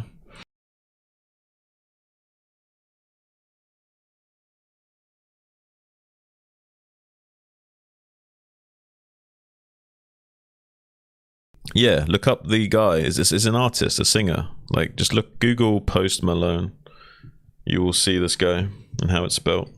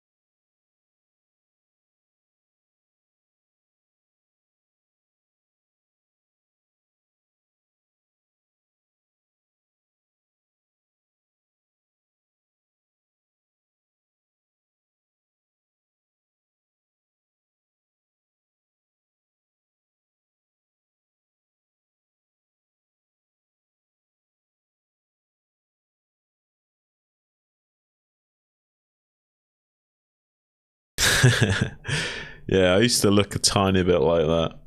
I remember giving someone a scare once. Like, they came out of like the bathroom, like the toilet, like a public bathroom, and I was like up against the wall outside the bathroom waiting on a girl, and he like jumped in his skin. He went, "Oh," like that, and I went, "What?" And he went, "Oh, I thought you were Post Malone." Like, just because on first glance, like, I guess I kind of look like him. I guess if you like looked at me for like more than a few seconds, you could obviously see it's not, right? But maybe on like one glance, you could maybe mistake me for him. I've only got one tiny little face tattoo. I don't have like as many face tattoos as he does.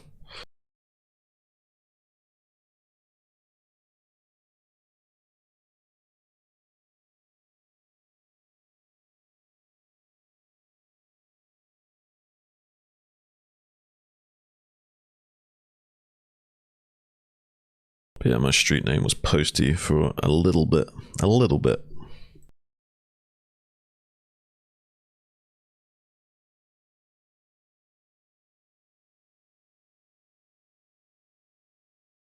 I do. I have a small one, yeah.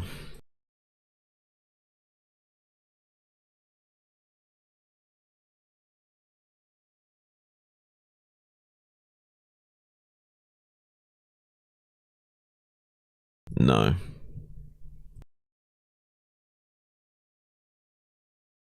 No, the Egyptian themed tattoos on my arm.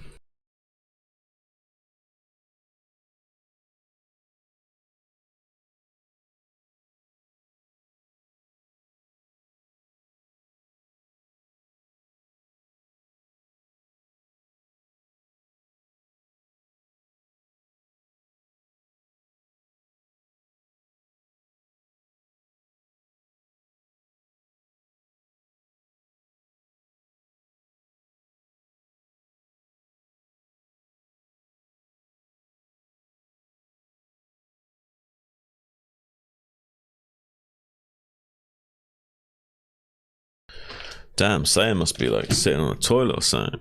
No, he's probably not. He's probably like gone to the bathroom, gone to like make a tea, and then Mia seen him and starts chatting him up a bit, and he's having a nice little conversation with her for a second. I mean, he could be taking a shit, but I think it's more likely the former.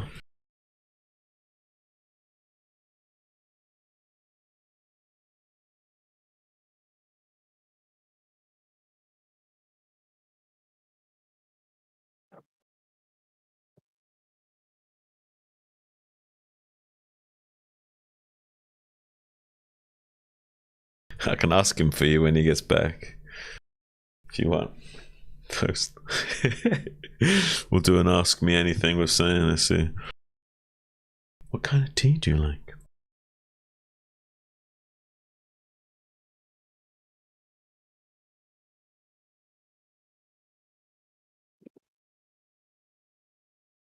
All right, I'm back. Hey Sam, what were you doing exactly? Had to take a crap. Huh? Oh, I knew it was either that. I said it was either you taking a shit, or you were like went to use the bathroom and then got a drink and then talked to Mia. All of those things put together, or shit. It was like one or the other. All right. So, what? Post Malone wants to know what kind of tea do you like? I like myself some pu'er tea, some good calming pu'er tea. How you saying that? Pu'er. Pu'er. Say that again. It's like a type of oolong tea. Pu'er tea. Pu'er tea. Okay. And I was just actually drinking chai. But it was like a cold chai. Yeah. I like chai tea. Chai tea is quite aromatic and nice. Yeah. It's got a little bit of a spicy kick to it almost. It's tasty. Yeah. Have you ever had, let me ask you this. Have you ever had eggnog? Yes, when I was in Americana. In America? Yeah. That's like a unique thing. I didn't really know when I was a kid. Like, oh, there's eggnog. People don't have that around the world, but yeah. That kind of reminds me of chai a little bit. It's like kind of like yes, it's spicy with like it's got like cinnamony and stuff. Yes, it's got that like cinnamony kick to it. I know exactly what you mean. Mm-hmm. It's actually why I bought this chai. I was like, I was talking to my wife about eggnog, and I was like, yeah, you know, something kind of like that. Might be able to get that. Chai tea. Mia was. Chai tea is like almost I don't know. It's almost like a very delicate thing. Like it's very tasty. Like I used to really enjoy like dunking biscuits into chai tea. There's something about that combination. Like something was really interesting. Mia was thinking that they might have eggnog at Costco. Like, probably not. Not gonna be the case. I doubt People don't know about that shit. They don't know. Yeah, unless it's imported, I doubt it. Well, almost everything's from other countries in Costco. French cheese and bread and Australian fruits and everything's imported. Dunking all right. Basket and chai tea. Biscuit, not basket. And biscuit. Got some biscuit. And like a cookie biscuit, not like a biscuit, like a pastry biscuit like you get in America.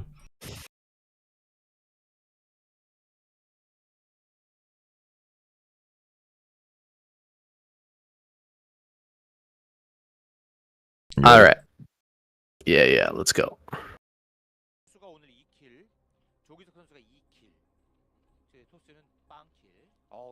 All right. Game-O is our next contender. He's going to be coming out on Kickback, which is a map we've discussed quite a bit at length lately on this Shoshin. It is incredible how many times we get this exact map, or we get this map in TVZ, right? So it seems to happen almost every week. Yeah, and we always have to talk about how strong Crazy Zerg is on this map. And Sharp is going to mix it up. This is what all Terran players have been doing on this map. Yeah, I mean they're saying, hey, Crazy Zerg's too strong. We gotta go 8 Rex. We gotta do something to like even out the power imbalance on this map. It's a little bit too much of a tough mountain to climb sometimes, and does seem like forward 8 Rex is going to be the answer here from Sharp. It's quite far away as well. So if it was a pull first build from Gameo, if he could somehow dig deep into his bag of Star Sense and pull out an early pull, which he won't. He'll be doing a nice little standard 12 hatch. So unfortunately, won't be able to see any early pull from him. But if it was somehow an early pull, maybe this would be hard for Sharp to hold, because it's quite a long way to float back that Rex to your wall in when it's this far out. So he wants to really commit to this aggressive 8 Rex. It's not that far across the map, though. This is kind of like a mid-range 8 racks. Yeah. Middle of the road here. Yeah. It is going to be rallying forward quite quickly, but not nearly as quickly as center racks or, racks right next to the base, of course. Center racks would be more common, though. Sharp going to start to send these Marines out here shortly. He's going to follow up with a factory. Try to get a vulture out to deal with the inevitable lings that are going to be popping out from Gameo. But I'm a bit curious how 8 racks works on this map, because you really can't build a bunker anywhere useful. Yeah. Right? The creep spreads out so far, and there's no spot. Like, what is this bunker going to do exactly? I'm a little bit wondering about that. I mean, it's point defense. It makes it hard. I don't know. It's not ideal, though. Like, if anything, it just gives him a point defense to fight back to, or at least pressure and make the drones want to come off the line to force some kind of trade. Does get a pretty good surround on one of those Marines, but loses 2 drones already so far. Kills one of those Marines, but with the 2 drones lost, Sharp's already kind of done the minimal damage he needs to. He just needs to maybe try and secure a little bit more. Like, a singular drone kill from now on will be a victory for Sharp going forward. So he's feeling pretty good about this, and now can resume building this bunker. Okay, the bunker, is it actually going to finish in time? Oh, it's so close. The Lynx are getting trapped on these SCVs, but there it is. The Marine goes down right at the end. Oh. Gameo getting some sort of luck going there. I mean, things were looking a little bit dire for a moment as the Lynx were getting trapped on the SCVs, but there it is. He manages to hold this off, and he should be able to get a sunken colony up here in a moment. Yeah, I mean, that's like crisis averted there for Gameo. Like, he lost 2 drones already, so he was looking in a dicey position, but to deal with that so cost efficiently afterwards really avoids disaster completely for him now. Much more standard game going forward. Sharp did secure those 2 drone kills, though, so, it's not all is lost for Sharp. He did manage to cure the prerequisite amount to make a playable game out of this, although the tempo is definitely in a little bit more of Gameo's court right now. Interesting stuff from Sharp. Look at the add-on being placed. Tank push. Over at his natural. No, this is going to be a speed. This is going to be vulture speed, 3 vultures. Yeah, I've seen this a lot from Terran players recently. We're going to see him try to run by, and this is a pretty wide open choke, even though it's just 1 choke. And that's why it's so strong for Crazy Zerg on this map. It's still very, very wide, and so he may be able to just slip right past this. Yeah. It's funny because we actually saw this exact same scenario against Soulkey on this map. I believe it was, Sharp versus Soulkey. On this map, he ran by this sunken colony in the ASL and got trapped behind the mineral patches. Do you remember that? Yeah, I mean, honestly, I really do like the speed vulture play, I have to say. Like, it's so hard to deal with as a Zerg, even if you've got everything set up, even if you got the links to block, the sunken set up, you kind of need extra. You kind of need, like, either extra drones to block or more buildings to block, like say a Den or an Evo, like, and you can't really afford to like min-max like that right now. You don't want to have to block with additional buildings and drones, so usually it's just 4 lings and a sunken versus like 3 or 4 speed vultures, and usually the vultures win out, especially with target firing. Although look at this Overlord seeing the bad news, sorry, and now will be slightly more prepared for it, but doesn't get the good block either way, and the vultures are now into the main base despite scouting them coming in there, and 3 vultures can easily one-shot these drones, so this is a worrisome thing indeed. He's going to get so much damage to Gameo. Sharp is on fire right now. Yeah, he's going to get just infinite damage, I think, coming up here into the natural as well. I mean, Gameo can try to stand on the ramp and get a little bit of a drill onto these units, but even another Vulture going to slip by. This game is nearly over, and it's going so much better for Sharp this time than it did against his opponent, Sulky, being Sulky in the finals. Just not a quick enough reaction to from Gameo. You know, he saw the speed Vultures coming in, but he just didn't have the resources there at the front. I bet he's kicking himself for not building some buildings up there, like you were talking about earlier, just throwing down a couple of Evo chambers or something. There's one drone left. What kind of a joke is this, Shun? Yeah, it's not looking good. I mean, he's going to have some counterattack potential with these Mutalisks, but eventually there will be enough sets of Goliaths out. He can also just repair those Goliaths. Like 6 Mutas is not enough to kill a Goliath that's being repaired. So this is not ideal. He's going to try and come in and do something. He's going to try and come in here and do something, but this is not looking good. Yeah, he might get a couple SCVs, but not really much more. And then eventually the Goliaths will obviously be in a much higher number, and then you can't really do anything from here. Well, if he gets 30 SCVs here, he might have a chance in this game. We'll just have to see. Gonna fly out after taking a few pot shots, but I mean, there is Sharp would literally have to go AFK. no way. Sharp would literally have to go AFK. You know what I mean? Like, even then, even if Sharp went AFK for like 2 minutes, I think he still wins. Woo. Rough loss there. Not prepared properly for that defense. Gameo gets knocked out real early, even after holding that 8 racks. That is a frustrating loss. You can tell with him just staying into the end and kind of mulling over it. One more player is left over, Zealot, versus two of the best Terran players in the entire world. Sharp and then Speed, if he manages to get through Sharp.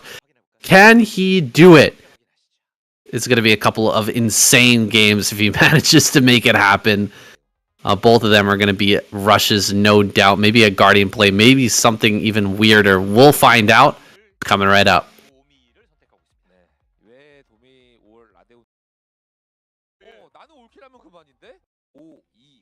Let's get it. 자, 오늘의 엔딩은 어떻게 될까요? 자, 이제 자막이 짜라란 하고 들어올 겁니다. 다시 한번 여러분께 리마인드 시켜드리도록 하지요. 현재 누적 올킬 상금은 제일 밑에 이름 위에 올킬 프라이즈 200만 원입니다. 그리고 200만 원과 더불어 Well, no matter what happens here, I don't think we're going to see more than a 20-minute game. I think that's a call that I'm fairly certain of. Yeah, I mean, yeah, if Zealot is in there, I mean, the only reason it would be a 20-minute game is if like the stars aligned and you defended all of the phases of the lines of attack that he has done to you, and you're still hanging on by a thread, but he can't quite do the job, and so the game goes on to the late game somehow, some way. But usually there will be a timing between like 2 minutes and let's say 14, where there's a very well executed cheese or a series of cheeses. Like it usually can be a multi-layered pressure where there's like, say it could be like 11 pool timing where he's getting speed first into 2H muta, so he'll be doing some kind of pressure play into a cheese. It might be a multifaceted cheese or 3 cheese, but there'll be some kind of variation of cheese pizza here. It's just a matter of what kind of pie is going to get delivered to your door. There was a time when Zealot seemed like he wanted to begin that transition that a lot of players go through, where they're at one point extremely cheesy, just kind of melted cheese through and through, and then they try to become more proficient at macro play, and they slowly trade up the mozzarella for some more potent material, for some more sturdy gameplay. But I don't know if Zealot is thinking about that in any respect. He's already gone for the early pool and a early gas, so he's going to be doing something pretty aggressive just from the early build we're seeing thus far. Yeah, I didn't see the exact timing of that pool. I wonder if it's the 11. Was that 11 pool into expansion, or was that a 9 pool?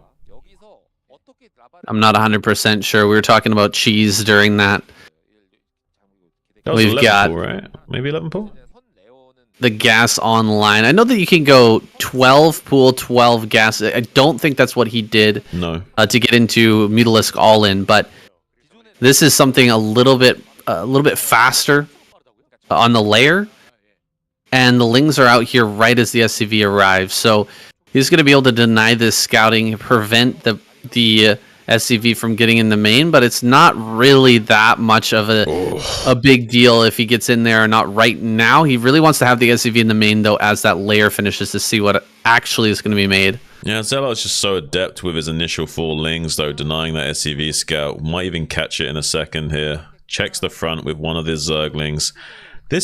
He could even make this. He could make this into a lurker build, but it would be unoptimized. It's better to go into a muta build from this style of play. Usually, if you want to go lurkers, you'd go hatchery first to optimize your mineral income, because you kind of need to stretch it out a bit more like that. But with he could still go for the lurker play, but I don't think so. I think it's going to be a straight up muta build, just really fast, sharp muta timing to try and throw off the Terran player here and catch him before he's got all his turrets in place and can secure his production facilities. 3-minute 40 timing on that Spire. Really quick mutas are going to be coming up here shortly. The patented single sunken colony at the front from Zealot. This is what he loves to do with his early drones. I don't know how he's able to justify building that sunken colony almost every single game, but that is his calling card in this matchup. Hasn't morphed that just yet, but he's keeping it as a creep colony for the time being and continue to prevent these SCVs from slipping in. He does prevent that from going in again, pushing it away, not allowing the scouting information here for Sharp, but Sharp is going for some early comsats, only putting on 1 comsat actually, Yeah. and going into 2 racks play. So he's going to have a very robust early army, but he doesn't have that very fast +1 that he was going for earlier. My guess is he would make that sunken regardless of what variation he was doing to disguise what variation he is doing. So it's very difficult to figure out exactly what Zealot's trying to go for here.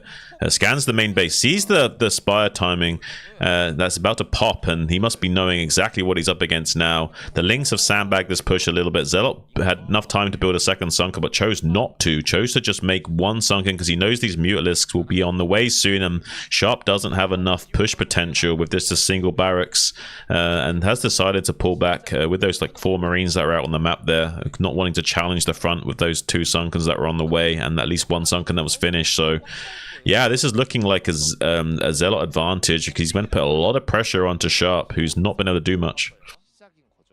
This is an interesting timing from Sharp. I didn't really catch on to it as the build was taking form, but the push out was really early, like 4-minute 30. Yeah. He started to move out with 1 medic.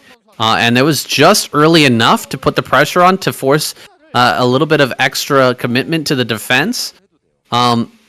Whereas a regular 2 racks with the 5-minute move out would have easily been bashed away by this Mutalisk timing being so early. So an interesting adaptation here from Sharp, but he's already losing control of his front. Losing the supply depot at the front is going to slow him down by quite a bit, and throwing SCVs at the problem is not going to be a permanent solution either. Yeah, I think Sharp's tried to adapt to Zealot's style here, seeing if he can get a window going, but Zealot just slammed that window shut on him, and now he's coming in to kick in Sharp's front door with just some very well coordinated Mutalisk micro to maybe get 2 supply depot snipes here, at least 1 which is supply blocked Sharp already.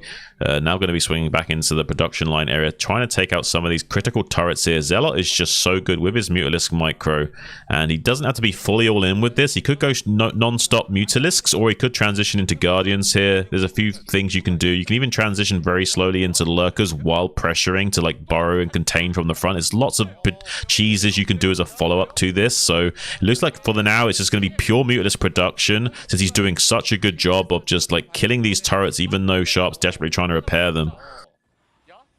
This wasn't the greatest move from Zealot. It felt like Sharp got a lot of damage on some of these Mutalisks. Some of them went down, but he's found this little pocket now. Yeah. After opening up that position, even though he used a lot of the health on these mutas, and in fact, a few of their lives to open up the position. He's now abusing it beautifully, and Sharp is having a really hard time regaining control of his main base. He does finally get these Mutalisks to leave, but they're going to be back in just another couple of seconds for more, and Sharp is not ready to get into that position. Okay, he's getting his Marines into the spot, but they're not here in time, and they don't have medic support either. A lot of these Marines are going down. They're saying there's a reason why he's to get paid 2 or 3 times more than anyone else in the pro gamer house. He is an absolute machine sometimes, somehow dismantling players with the bare minimal units using very exquisite micro. Look at how softened up all of those mutas are. I can bet you any money that he's even like manually moving around the mutas in the pack to disguise which muta's which, so that Sharp loses track of which is the soft muta. Like, he's very adept at like this kind of cheesy play and manages to squeeze every advantage out of the orange, coming back into the main base to hammer on the gates yet again. So many SCVs have gone down. He'll swing back down into his pocket. He's confident enough to even open up the pocket a little bit more and just get more value. Something's coming into the front to see if to check to see if the bunker was unloaded, but it wasn't. So Sharp is still covering most of his bases, but losing so many workers. Eventually, these turrets are going to go down. The natural expansion, the pocket of damage is going to be easier and easier to exploit for Zealot the further we get on in this game, unless Sharp can find some kind of stabilization. Now, it looks like Zealot is really dominating right now, and in fact, he is doing a great job. 59 supply to 44, but things can change very quickly with all these mutas being so badly damaged. If they get caught and this army just explodes, there's going to be no pressure left for Zealot. He's not really going to have much on the map to actually do anything with. He hasn't been transitioning. He doesn't have a third base. Sharp is desperately trying to hold on. If he could just catch these mutas and finish them off, he could potentially take some momentum back in this game, but he's just struggling so hard. Look at that. A ton of mutas just died there all at the same time, but I think there's too much reinforcements here. Zealot's done too good of a job with that secondary group of mutas, to the point where Sharp is just way too far behind. He's not going to be able to stabilize. This is a whole stack of mutas. This is 11 mutas, and we don't even have as many Marines as we do Mutalisks right now. Turrets are out of position. He keeps trying to get the zoning turret set up. As soon as it comes online, he just swings back round to deal with it. Absolute masterclass in dismantling a Terran with Mutalisks. And honestly, like, there's not really much Sharp can do in this game state. Like, you can't really recover from here. There's just not enough to repair. There's not enough Marines to kick out the mutas from the mineral line. Like, they got free reign. He's basically done it. Yeah, perfect control so far from Zealot, or at least near enough perfect to beat Sharp at his own game. This is where Sharp usually thrives, is dealing with these early game Mutalist pressures, but GG! Zealot is going to take us to the final game of the series. Absolutely fantastic play from him, but can he pull off a build like that against speed? 10-minute flash himself. Sexy. The boy. The legend here. The guy that we've been hyping up like crazy. Yeah. Is going to be coming out against Zealot in this final game.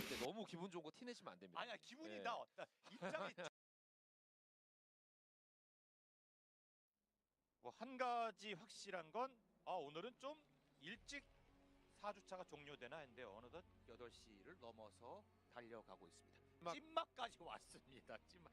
아니 토스팀 딱 다 전멸할 때 오늘 좀 빨리 끝나겠네라고 내심 다시 한번 전 빨리 끝나는 걸 좋아하지 않고요.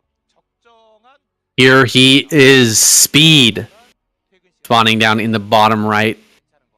Zealot in the top left. I know we've been glazing this guy quite a lot in our most recent casts, but he certainly deserves it. That and more.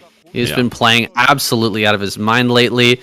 Can't wait to see him try to take on Zealot. This guy is so fast. You do need to be fast to deal with Zealot. I mean, I just said a little bit in that last cast, there's a reason why Zealot used to get paid 2 or 3 times the salary of the other pro gamers in his house. One, because he was a much more aggressive negotiator, but also because he's just so damn good at being a sniper. He's got 50, maybe 100 different ways he can dismantle you, and you don't even know which tool he's going to pull out of the bag to deal with you with. And so many different ways he can kill you. But is that going to... What are we doing? A 9 hatchery, Zealot? Look, he wants to block a 12 hatchery, and he meta games it and takes a 9 hatchery, so he can't block him, so he can't disrupt the build order for Zealot. This guy's out of his mind. Wow, Speed gets in there. He sees the 9 hatch. This is a very interesting match, honestly, because Speed is the top player on the ladder right now. He is easily claiming that prize on multiple accounts, like very, very high ladder player. High up ladder player. You know who he probably meets all the time is Zealot, because Zealot plays ladder absolutely nonstop. This is where he butters his bread. Gonna go ahead and steal the gas. Interesting choice here from Speed while going gas at home too. This is crazy. You know how strong Zealot is. You just have to disrupt his build in any way possible. Like whatever build order choice you've got, I'm gonna make it so you can't do that. You have to do something more economic, or at least adapt to what you originally planned out. And this is what you have to do against someone of Zealot's magnitude. It might just be the wrench that does like clog up the machinery of Zealot, and he can't quite figure out his wing condition that he usually can coordinate. That's a very interesting point. Zealot sending a drone down towards bottom left.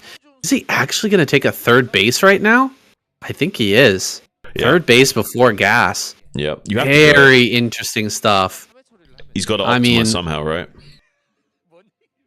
He's going to have such a late gas, and this is a vulture coming out from Speed. So how is he going to defend that third? This is going to be a very weird situation. Only one SCV mining gas in the natural, so I think we're going to see a quick CC after the vulture comes out. So kind of an economic 1-1-1 from Speed. We'll see if he ends up getting that.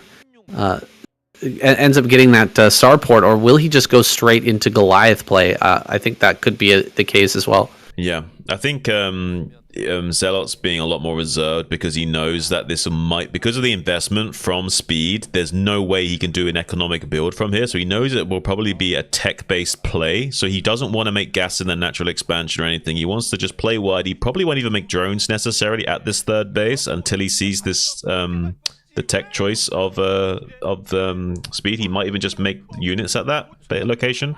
Either way, though, Speed may be able to exploit with these vultures still coming in here and doing a lot of damage. But I have to favor Zealot's position overall. Now, this is a very interesting early game. Hydra Den is going to be thrown down, and we'll have Hydras to help push back any vultures that try to harass this third base. You'll also have those Hydras just in case there's a follow-up Starport and Wraith, although I don't think that's on the menu. Instead, Speed likely going to go for a Vulture run-by, similar to what he'll just make Overlords and Hydras at that base. He'll just make Overlords and Hydras at that third hatchery, probably. Yeah, for sure, for sure. Not targeting down the larva at this moment. Looks like he did try to target that, but the egg gets made. Hydras are going to be popping out there very soon, and then Zealot can start to mine once again. Like this base is going to be up and running super fast, and so we'll have 3 hatch Hydra with 3 bases super quick against a Speed who's not really done any damage and is just getting his natural online now. All right, we've glazed speed enough. This is why Zealot is such a G, okay? You do this much disruption to his game plan, and he's still got something well planned out. Still got something that's well planned out and like can deal with exactly. And I just don't understand. Like this guy is like the early game shenanigan master. Like anything you throw his way, he's got an answer for it. He's seen these situations and more. Like Flash, like he's played so many games that he just knows how to deal with anything. You know, the same situation you're trying to make him play, he's already done like maybe 10 times as many times as you have. I've casted a lot of Zealot games, and I think I've seen scenarios similar to this before. A lot of things that he likes, or one of the main things he likes to do is go for mass Hydra and drops in this matchup, and he might be going for something like that this game. Ooh. Pretty good connection there with the mine just getting blown up on a Hydra and killing off all of the vultures. That is a reasonable trade. Not losing any drones is the main priority here for Zealot as he powers up further. A Spire starts, so he might have a transition into Mutas. Yeah, he's going to put on pressure. Yeah, he's going to put on pressure with the Hydras and make it seem like that's what the dealio is, but honestly not. Honestly, like we're going to see maybe a powerful Muta switch out of him. I don't know if that might not come for some time though. He might power up for Hydras for quite some time and make it seem like he's really committing into this kind of tech play, and then surprise him with a massive muter switch, and there's not going to be enough online. But pretty good connections in this third base though. He's killing quite a few of these drones. That's significant damage.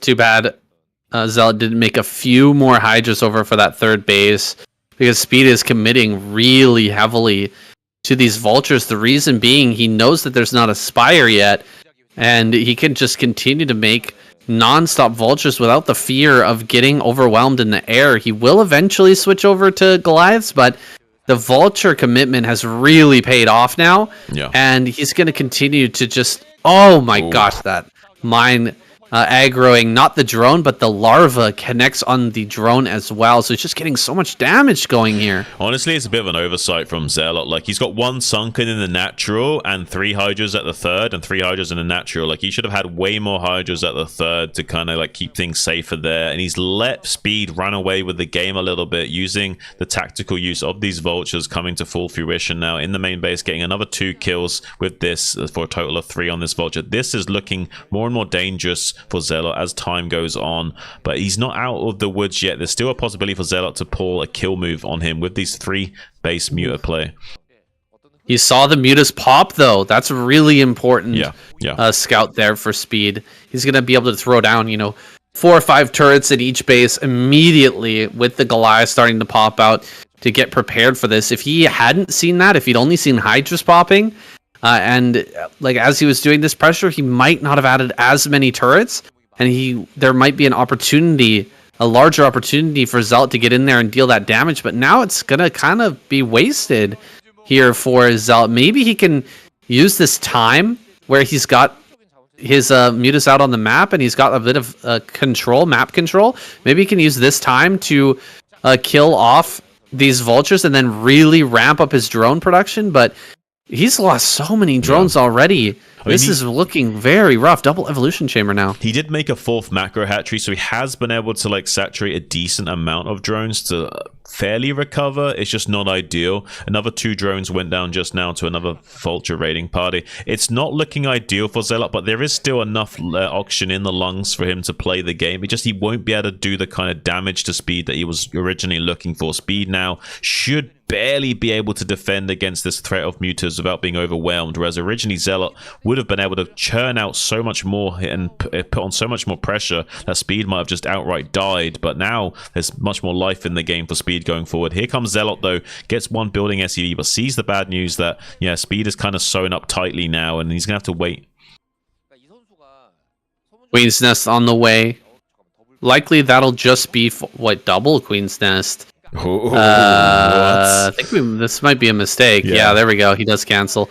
Not really many real possibilities or situations where you'd ever want double Queen's Nest. Brooding and energy at the same time doesn't make any sense though. I don't know. Yeah, it doesn't really make sense. So he's going to cancel that. He will be going for Queens though, I think.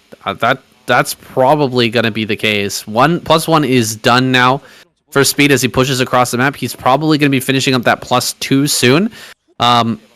The evolution chambers just kind of finished moments ago, so the +1/+1 is on the way, but it's probably not going to be ready for this next fight. Yeah. I mean, it looks like I think, is he just going to get Queens? And we'll still see seeing Battle Zerg here from Zealot. Maybe somehow utilizing Queens, he can come back in this game. Broodlings and Ensnare can be a very valuable ability. It's possible like an Ensnare can slow down like a clump of Goliaths as well to help you either avoid them and just run around and kill the rest of the army so they can't support and things like that. So there are some very tactical plays you can go for it. Even just like using the Broodlings to shut down tanks is very important, especially if the Speed wants to use tanks to try and put some pressure on here and go for a timing push. These Queens might even be necessary in just being able to not die here for Zealot if enough tanks were made and he did come out quickly enough. Okay, guys, this is going to be the big moment. As you can see in the main base, Speed has not added a starport yet, so he is relying on 1-1 to end this game with a big tank push, a lot of Goliaths, and maybe some Vulture run-bys on the side. He's going to try and win straight up. However, trying to take a base behind this I don't think this changes. I don't think this changes the math at all for Speed. He's just going to cancel and pull the trigger on this massive attack. Taking the third base is just kind of an afterthought. A safety precaution in case the attack doesn't work and things get really, really even. I think he's just going to go straight across the map here soon with all of his tanks and Goliaths, but Zealot is setting up for a counterattack to maybe get in the way of the rallies, which might be a problem for Speed. Yeah. If Zealot knows that he needs to sandbag in any way, shape, or form, even indirectly. You don't necessarily have to engage their army. He wants to come in here as soon as the Terran starts to advance, maybe. But there still might be enough potency in Speed's push where he can just bowl Zealot over. He's trying to get a lot of hatcheries online right now. We see another macro hatchery coming online at the third, and the fourth has come online, as well as the fifth. So now we have some hatcheries to work with here for Zealot. A total of 7 hatcheries worth of production. It's like just enough to get things going. And maybe he can slow down this Terran army enough to get the queens out and start to brooding. But it takes 2 minutes from the time that the queens are out and they've got enough energy to broodling. So will be some time before these tanks can be dealt with. And he's obviously not going to be dealing with that anytime soon. So unless he's got ensnare, these queens will not be helping him in this fight. Ooh, these queens popping out at the worst possible time. I know he was sandbagging that push, but well, did he really think he could sandbag another 2-3 minutes before this push comes across the map? It's just not going to be the case.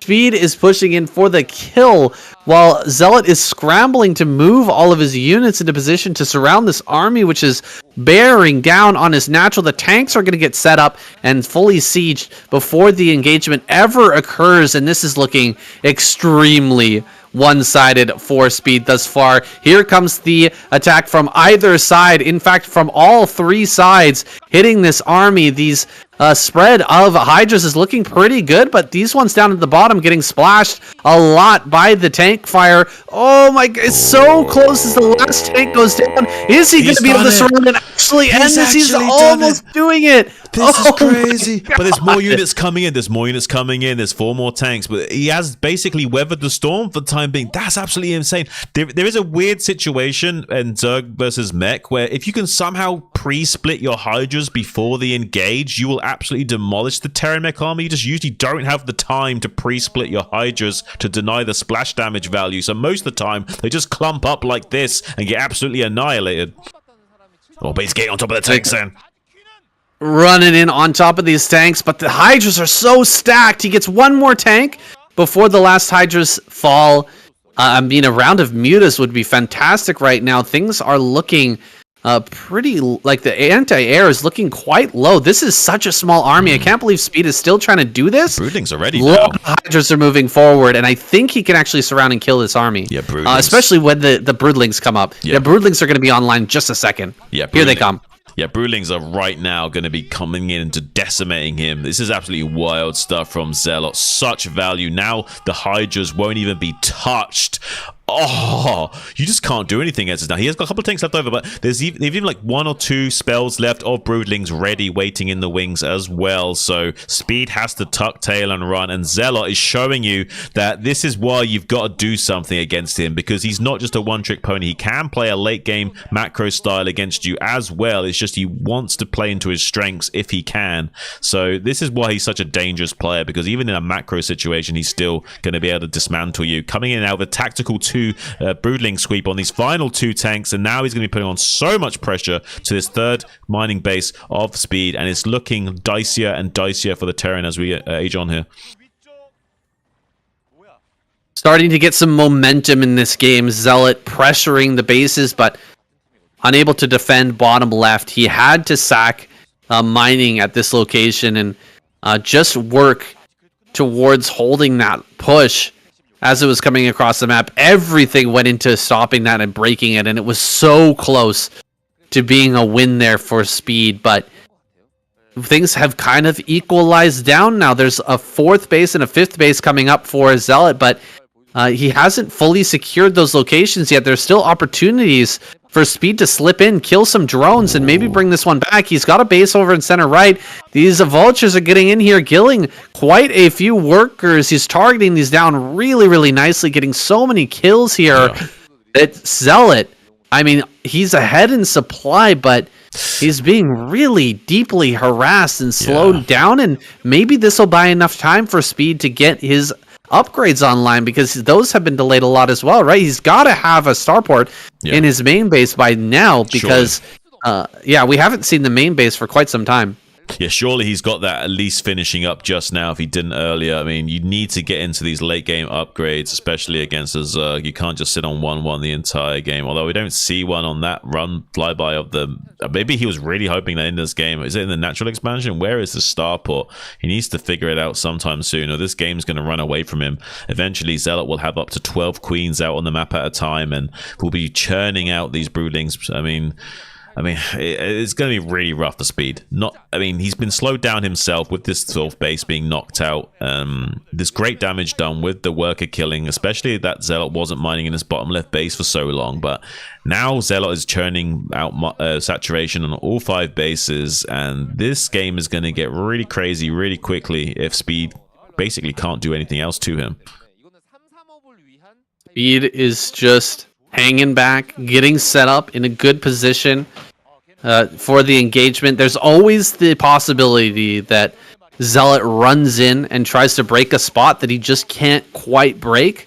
Right. And then Speed can come in for a counterattack with a lot of vultures, snipe down a bunch of drones and really win the game back into his favor. Also, there's always that possibility that he gets out a EMP and lands it on these queens and then completely annihilates the opportunity for Zealot to take a favorable trade with those broodlings. So we'll see how this next engagement goes. It's so important that he lands the broodlings. He gets a couple of them off, but good targeting here from Speed, gunning down quite a few of these queens. Okay, a lot of the broodlings end up going down, but there's still quite a few tanks remaining, and the Hydras are actually kind of running around getting smashed in most cases. So Zealot not taking the best trade there, but he's continuing to grow in the meantime and keeping Speed's tank count low enough to where he can't quite push. He's playing Starcraft 101 right now, which is pressure while growing, and just sniping off enough tanks might be the ticket to going forward here. But Speed wants to press the issue now that there's a little window where he dried up some of the Hydras. He's killing the queens off critically. Zealot's not reacting to this. He's just letting his queens die. He's distracted, controlling the counterattack at the third base for Speed, trying to get on top of the tanks and SCVs there, maybe getting a kill on the command center. He should be able to float that way to safety in time. If he can at least take the command center down to half HP, the queen can infest it. So if he target fires the CC down, he might just get that. Oh, please, Zealot. Please, buddy, make it happen. Come on. One time for the boys. Oh, I don't think he's going to get it. Or is he? He's following it with the queen, I can tell. He didn't do enough damage, I think. Hydra's coming up and actually getting rid of this tank. The 2-2 upgrades, by the way, to the 1-1. I don't think Speed ever got that. Nope. That starport, by the way. Nope, he's not got the starport, and he didn't get the CC. Oh, there it is. Okay, it was in the natural expansion. It was all hiding in the natural expansion. I was wondering if that little clump of buildings was it, and it actually was floating there as well. So, does have that going, but a little bit late. But finally, better late than never. So, it can get the deny on this base here, but this is still 5 bases worth of economy besides the main drying up now for Zealot. So this is still not ideal for Speed, losing this base up here. He's on 1 base economy. The longer this game goes on, the worse it gets for Speed. So he needs to make a move quickly. And like the movie Speed, where he's got to stay above a certain threshold, or the bomb will go off, and Zealot will just take him out. Speed, where is +2? There it is. Okay, just finished right now. +2 is done. Finally. And he can move forward and actually hold this. He will be able to hold this base. There, he got it. He got it. He got the CC. The CC is infested. We're gonna get it on screen here soon. It's over there in the center right. Here it comes. Please show it. Please show it, Shine, if that's you. Whoever it is that's viewing the camera right now. It's not Shine, rather, it's not SSL, but look at this. Like, he's coming through on this threshold at the south and actually breaking through and killing most of the Terran mech army. This is wild stuff. There is a large army moving over there. It is. Look at that beautiful infested command center. He doesn't want to let infested Terran come out here. He wants to get on top of this and deal with this. He doesn't want to be embarrassed, but this infested Terran could kill a Goliath here. Come on, pop out, do something, anything. Where is it? Come on, baby.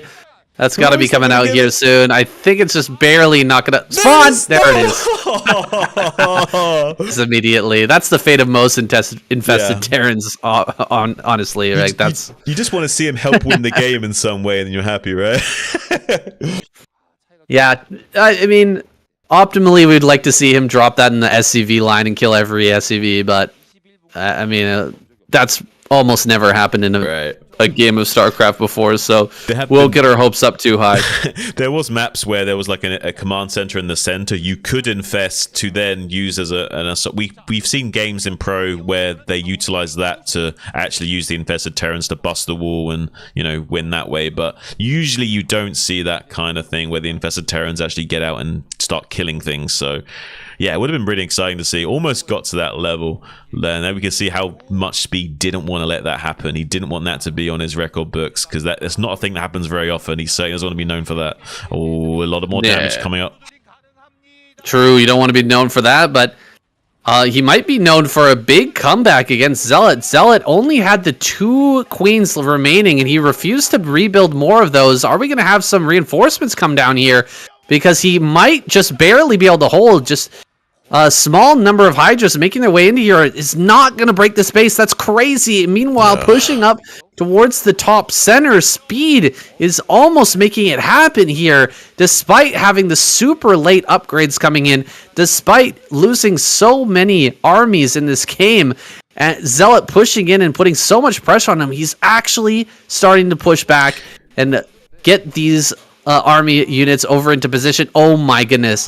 This is completely undefended. And if... Oh wait, there's 2 tanks down here. Maybe he can jump on top of those though and take over the space one more time. Wow, I mean, so many tanks are going down. I mean, it almost looked like Speed had done it, but yeah, like Zealot had hidden a pack of Hydras up in the top right for another counterattack. So it seems like this will be a little bit too much heat to handle comfortably. Just try and float that way to the north instead of the south. There are some tanks coming from the west. Maybe they can save this command center. This might be a nice critical move here. It looks like Zealot is like really committed to trying to kill that. Won't be able to do so as well. So it's not too bad for Speed. He did take a lot of damage here, but it's not like... It's weatherable. Like, he can still stabilize here. It's just not ideal. He's a lot weaker in this game going forward. But Zealot, inversely, doesn't have a lot of queens, like you say. He needs a lot more queens banked up to guarantee his spot going forward. How many upgrades do we have here? I think that a +2 must have finished up during all of that engagement. Or +3, excuse me. I think +3 might be done by now. No, +2. Okay, went for the armor instead. Yeah. I'm not sure how that's going to pan out for him, but more bases being taken by Zealot. He really needs to get this extra base online. Vultures are going to get in there, though, and actually kill a bunch of the workers down there. We're not getting it on screen right now, but he's actually harassing that while moving up over to the center right. He's actually in a very good position. If these queens don't do amazing work here, I don't think he can break center right either. I'm speechless that Zealot didn't get down there and defend those drones transferring to 6 o'clock, and yet all of everything else just like chilling. It comes in there for a massive attack on this third base location, though. Pretty good broodling connections. You do need to make sure these queens connect before they die, or the brooding won't go off either way. Honestly, though, there's not enough Hydras left over in reserve to really keep the assault going. He's just thinning out the tank count for Speed, but that's also a pretty good way of skirmishing with the Terran. Just keep reducing the tank count over and over again while you take more and more bases. If you can keep Speed isolated on these last 2 bases that he's on right now, he will eventually win. He's starting to become mined out on this base towards the center here. Yeah, this base is going to be running out real soon, so Zealot is hoping for a situation where he can force the mine out. He can just kind of let Speed dry up on these 4 bases, and taking another base out towards the Zerg will be too cumbersome for him to manage. Those queens are going to continue to get value, by the way. They managed to escape and run back home, so they're going to be waiting for another 150 energy to come back out and trade once more, and I doubt that we're going to see Speed able to push before that happens. Yeah, I mean, he can still take this top right pocket, Speed can, to delay the inevitable in this game, but that's a much longer distance to defend, and a lane that can still be counterattacked easily. Comes in with some vultures to clean up some of the drones that are left straggling here. Does get quite a few kills, but will be eventually forced out. Anything is nice at this stage in the game, honestly, but Speed needs to be careful. He is running out of resources, so these vultures, even though it looks like a good move, like that, each vulture was 75 minerals he can't easily afford again at the moment. He's now going to be mining on one base in just a moment here. For sure. Those vultures, though, have been keeping him in this game from the very start, really. From the point where they were harassing the third base and slowing it down, they have been playing a critical role in keeping Speed viable in this game, and he's going to be slowly stretching out. He's kind of moving forward a little bit by little bit, placing even more mines. You know, some of those mines getting some great connections throughout this game. We haven't fully commented on it all that much because the Hydra number has been so high that losing 2 or 3 Hydras hasn't been a big deal, but consistently losing Hydras over and over and over again, eventually that can start to add up as the free units, those mines, get that damage over time. We have 18 queens in reserve, currently banking energy, saying every 2 minutes is 1 broodling worth. So every 2 minutes we have 18 tanks we can kill, potentially. This is getting out of control. A good EMP, though, can spell disaster for those queens. I just don't think we're going to see it from Speed. He's so dried up on resources. I think EMP is the last thing on his mind, and that might actually spell disaster for him here.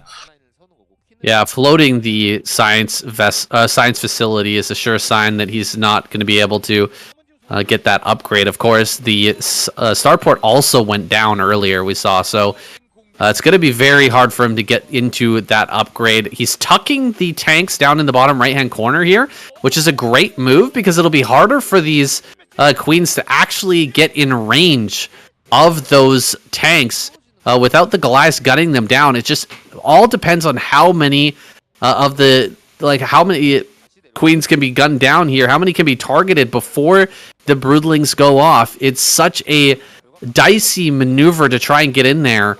And it's also a dicey maneuver for Speed to push right now. Waffling a little bit right now is Zealot, going back and forth, deciding which lane to attack into. He's finally decided to sack bottom center and go for center right. Let's see if this ends up paying off. Yeah, I mean, I think he really wants to force the ability to keep just taking out this mining base, because this is the lifeline of Speed right now. If he can just force this out and then take away the opportunity from securing this other base in the top right, that's all Zealot needs to do to win the game. Then there's no real hope of Speed like expanding towards Zealot and winning the game that way. At least it'd be much more cumbersome to do so. Does to put a bit of a counterattack on this bottom left pocket, though. I mean, it could be a window where maybe Speed can exploit and kill these bases just before they come mined out, although they are pretty much mined out, so it's not the worst case scenario for Zealot here, although it does give some wind in the sails of Speed to try and put on some kind of counter pressure, although I don't know how much fruit this is going to bear, because I mean, it seems like Zealot is prepared to come down and deal with this. Queens are in hot pursuit right now. Speed, he's not mining, guys. He is not mining at all. The queens are coming in to land these broodlings. So many broodlings are coming down, and he is actually losing this battle. Everything is dead. This was perfection for Zealot. A bit of an overextension for Speed, as he decided to push that bottom left-hand corner that had, like you said, had hardly any resources left. Throwing away that army might lead to his defeat here in this game. I think so. I don't think that he's going to be able to recover from here. I mean, he can secure this 6 o'clock, like we were just saying just a moment ago, but it is expanding towards Zealot, and you're in an exposed position. It's very difficult to defend this base and your own rally point at the same time. He can't do both. He can't secure his own production line and his new expansion efforts anymore. Suddenly, Zealot's going to start picking him apart like vultures on a carcass right now. More bases are coming up, and he's continuing to grow. Great mine connection there. Oh my god. What was that? 6 Hydras just died? 75. He's going to lose that command center. Let's go, baby. Make a infested Terran or I am never going to cheer for you again, Zealot. That is a promise. I mean, let's go, buddy. He might want to close out the game, so he might not even be thinking of making a command center. But he's looking at it. He looked at it for a second. He actually looked at the command center for a few seconds. He's looking at it again. He's moving the queen. He's not moving the command center, so I think he's thinking against it. He was considering it, and now he's thinking against it. I mean, it's a little bit hard to utilize if you don't have drop. If you have drop, maybe there's a chance where you can drop a invested Terran in the middle of a battle and destroy a big clump of tanks or something like that, but it's a hard thing to do when you just have to run forward. Those things are such great targets. Like everything in the Terran army is going to target that as soon as it sees it. They're also really dumb. They're like ground scourge. So you have to manually control them to actually get them to detonate correctly. Not ideal. Oh my god. So look at this. It's actually a really good job from Speed to screen away the queen so well from the tanks. They actually can't find their connections. Like we were saying earlier, if you lose the queen before the broodling connects, it doesn't count. So you have to keep the queen alive as well as connecting with the broodling. Not always ideal for the Zerg player. Speed can exploit that a little bit and try and stay alive in this game for a bit longer here. Oh my gosh, this is getting ridiculous. Speed is actually coming back. That last attack with the queens, he messed it up really badly. He lost like 4 queens. Yeah. And didn't deal any damage at all. But meanwhile, these vultures have been running around and killing even more drones and throwing down mines everywhere and just being a complete nuisance. This is insanity. I can't believe he's actually maybe going to be able to bring this one back. It's still a long shot here, but throwing down some parasites on top of these Goliaths, he's going to have the perfect split on his queens with this next engagement, just cloning them onto all the tanks as he comes in. Yeah, but the tanks are deeply pocketed, then it'll be difficult to get those connections if the Goliaths can screen for them. So there's a little bit of hope in this game, and Speed now coming onto the map with a Vulture raiding party, seeing if he can deal with maybe some of these lightly defended expansions, although Zealot did anticipate this, has got quite a substantial force of Hydras at some of these bases, so they will have to tuck tail and run and see if they can get something done elsewhere, maybe coming in and killing off some of the units that are being built out of these hatcheries, but won't get too much done for their efforts. I feel like Speed is doing what Zealot maybe should have done a while ago, which is just go in to the main base and start killing off the production. Fine. Zealot is sitting back in the front and just not going in. Finally, we see some broodlings coming out onto those Goliaths from Zealot, because the broodlings will also force the tanks to splash their own units after killing the first Goliath. So killing quite a few of those Goliaths off in that method, but kills a lot of drone kills at this base over here towards the center with those vultures. So still finding a lot of damage to keep himself in this game. Speed is not out of the woods. He's still deep in the forest here, and he's having like a Blair Witch Project kind of thing going on right now. I'm not sure if he's going to make it out alive, but it's very interesting to watch. Yeah, very interesting indeed. Why is he... Enlighten me, why is he not going into the main base right now and trying to shut down the production of Speed? There's no way he can bring this army back without getting caught by Queens, and I don't think there's a whole lot in the main base to actually defend, is there? No. Queens should be able to clear all of that out anyway, if he wanted to try and dive into that main base. Yep. This army is so far away from everything. Even if, Speed unsieges everything and goes for a counterattack, like, what's he going to do? He's going to have such a hard... long travel distance to actually get anywhere worthwhile attacking from Zealot. Yeah, he just needs to even just start broodlinging more of these Goliaths. He's being a little bit too like skittish about broodlinging the Goliaths when he shouldn't be. He should just be like broodlinging anything in sight that's gas. So Goliaths and tanks just broodling, and that's the method he should be going for here. But he's being a little bit more cautious and reserving most of his energy. Even if he's got so much energy to work with, he might as well brooding a few Goliaths, But here we go, surrounding this bottom center. He's brought the Hydras from both sides. The Queens here are going to be laying down their broodlings. Oh, it's perfect. He's absolutely set this up to perfection. Yeah. Oh my goodness, Zealot handling this this one final remaining base down at the bottom center. He does. Oh, did he actually try to? He did try, but he killed it anyway. Confess that he killed it anyway. He killed Accident. it too fast. That's too bad. But I mean, think he lost Speed the is queen. done. He GG's out. incredible final game here, though.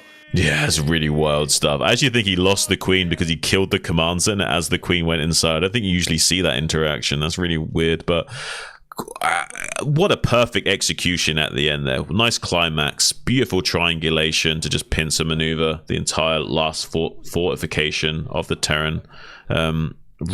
Honestly, I thought we would see more broodlings earlier on those Goliaths coming out. Maybe a pressure on that rally point, but seemed like he just wanted the last hoorah, bowling over that position, and did it with a bit of style as well.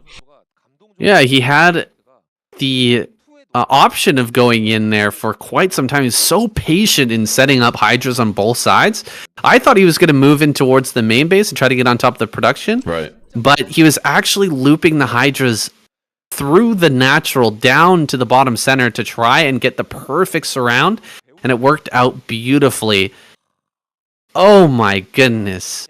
Zerg victory again here. They did it. Even with the B squad, Zealot takes out both Sharp and Speed. Nuts. Absolutely the MVP of the night. Yeah, really impressive stuff. We were saying earlier, this is going to be the third time I've said it, but this is why this guy was paid 2, sometimes 3 times as much as most of the guys that were in his pro gaming house. He was an aggressive negotiator, an aggressive player, and you can see why this guy is as accomplished as he is and why everyone's scared of him, because even though he's not necessarily winning SSLs, because eventually like he's going to roll the dice and it's not going to go so well, he can still take out every single player that's out there right now.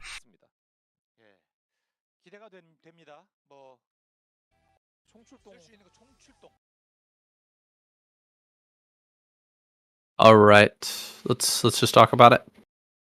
Yeah, go for it. Well, sadly, I'm not going to be able to cheer for Zealot any longer, even though he had a fantastic showing. He never made that damn infested Terran. What a shame. Anyway, just a joke, guys. Absolutely so impressive what Zealot was able to do against the mech style that Speed brought. You could see that all of these Terran players are a little bit worried about actually taking Zealot on in a normal game, right? They don't want to just play Marine Medic, or what can happen to Sharp can happen to you too. They're trying to mix things up and do things a little bit differently so that that Zealot will just not be able to play his normal game, but he's still finding ways to impress us even without just a standard game versus Terran. Yeah, he's just such a frustrating Zerg to play against, because even if you do figure out what the original build idea is, like the 2-hatch muta all in, there could be a follow-up to that. It could be, say, like a 2-hatch lurker that like he doesn't even attack with the 2-hatch lurker, he just contains you with some lurkers, then he builds up to 12 lurkers, does a bunker bust, but he's transitioning into 2-hatch muta behind, 3-hatch muta behind the bunker bust, so then he's busting you with lurkers as he's transitioning into mutas to finish you off, or whatever. Like, there's so many different things that he can do to dismantle you, and you don't want to be worrying about that while you're controlling your bio units to stop the crazy Mutalist micro from killing you as well. So there's just too many things to handle if you go straight up against a guy like Zealot usually. So these guys go for an unorthodox approach to try and dismantle his thought process, but they can't navigate the jungle as well as he can. Even going for a mech play to try and throw off Zealot and not allow him to try any of these myriad strategies that he has, force him into a difficult situation against mech play. It's very clear that he's had a lot of practice against this style, and he's really refined his late game Hydra Queen play as well. Like, there was some situations where the Queen play it kind of wasn't working out, but did you see that surround in the natural as he was getting busted by Speed? That is some just fantastic control with Hydras versus tanks. It's so hard to take a reasonable fight against that, but he just did a perfect surround. Absolutely stellar execution of that defense. He deserves a gold star for sure. He deserves a all-kill prize for that performance, although he's not going to take it home this time. Yeah, honestly, seriously impressive stuff. From the Zerg squad in general, like, it wasn't a lineup we thought would necessarily work all the way. I had a little bit of hope in my heart, and I'm glad to see that that was not misplaced, because what an exciting series of games we saw from the B teamers here. And yeah, I mean, the Protoss and Terran squads weren't pulling any punches. It was just Bishop and Tyson were the only two that like weren't quite as strong players, and even they had a really strong showing. Bishop in particular was very dominating early on. So really stellar stuff from all sides. Protoss, though, on the board, currently flatlining in their points. So a little bit unfortunate there. But look at this double helix neck and neck race between Zerg and Terran, just dancing like Wall-E in the stratosphere there. Maybe Terran having to use a fire extinguisher to navigate. Yeah, it's a little bit off now, right? The double helix that was going on, the pattern's been broken. Now Zerg and Terran are on the exact same space, but it's great to see how tight this season is once again. Having these players neck and neck, it's still anybody's game here after week number 4. I'm really excited for how this season is going to shake out here going into the holidays, guys. There's going to be even more crazy games to behold. Yeah. And 2 of these games, I'm sure, from this week are going to be going into my best of 2024. Just fantastic plays. Yeah, honestly, like, we're spoiled for choice here at KCM. You never know what you're going to get. Honestly, like, having a season 5 was not expected as well. Like, even the usual schedule was kind of like, you know, subverting expectations. So what can you even know? I don't know how you can figure out what's going to happen at KCM. And I'm looking forward to it every week. I'm sure you are as well, Sam. Absolutely, guys. Thank you so much for watching. Hope you've enjoyed this week of KCM. We'll be back next week with some more exciting Starcraft Broodwar action. I can't wait to see more fireworks between Terran and Zerg this season, and Protoss, I hope they have a resurgence, guys. We'll see you next time. Bye-bye. Thanks, guys. All right.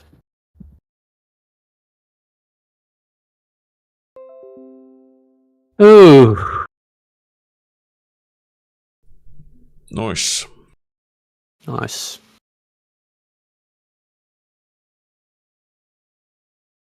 Wait, was that week 4? Week 5? Week 4? 5? 4. Week 4. Yes, week 4. Next week will be week 5. My gosh. Damn.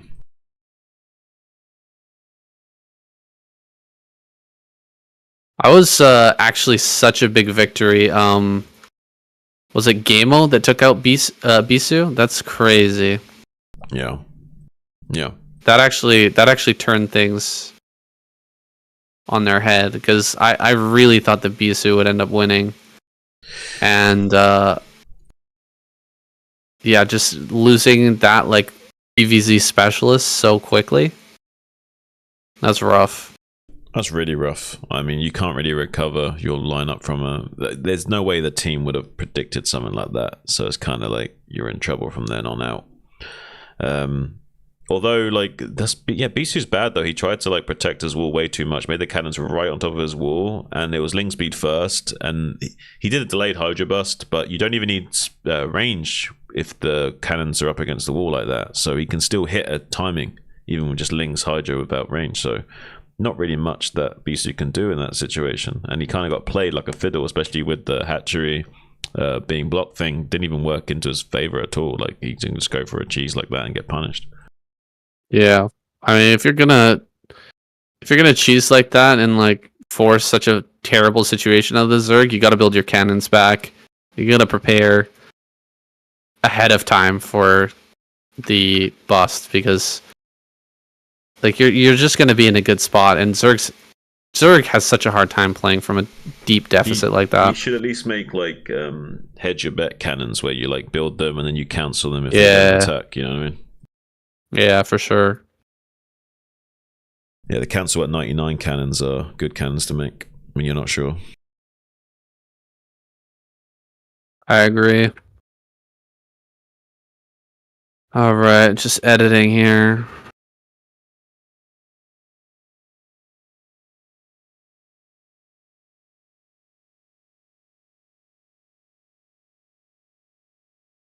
Dinner smells good. I think we're having curry. Smells like curry. Oh, curry sounds nice, yeah. You're making me hungry. I might do a little walk to the shop and get some food in a sec.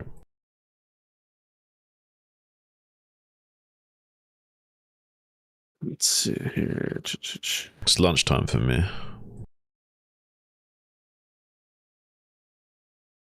What's at the shop? You're just gonna grab some snacks, or you mean like Oh yeah, you got like a local place?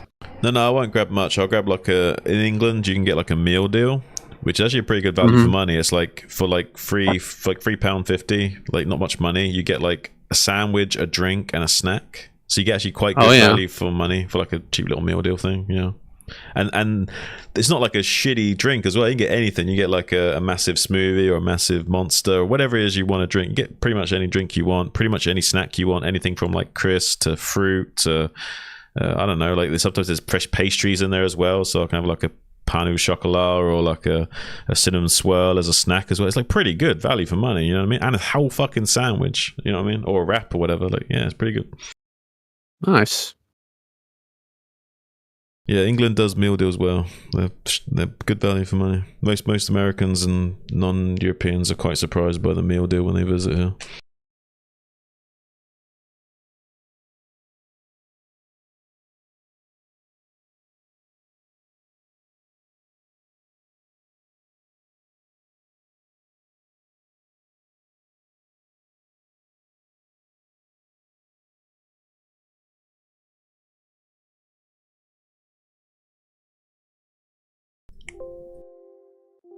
Those games really subverted expectations. I guess because the lineups made it a bit weird. Yeah, that was definitely a different lineup than what we've had the rest of the season, right? Like Yeah. we had the Soul Key in there. We had a really strong Zerg lineups for the most part. You know how mad the pros players are going to be? Yeah. They're going to be crying about how imbalanced Zerg is now. You know that, right? They always are. That's what it is. Yeah. How are we doing with Audacity? Is it chugging? Yeah, it's like 30-40%. All right. There's like a 6-minute timer total. So another like 3-4 minutes. I think Mia's just about ready to eat here. Yeah, you gotta do your thing, man. I'm gonna bounce to the shop. I'll send it to you in a few minutes and then I'll dip. Okay, sounds good. Yeah, I want to get this out soon, and I need to start the render here. No worries. I'll make sure I'll get it to you before I actually leave. All right, thanks, man. Appreciate you. I appreciate you too, bro. You have a good day, yeah? Enjoy your food. Say hi to Mia for me.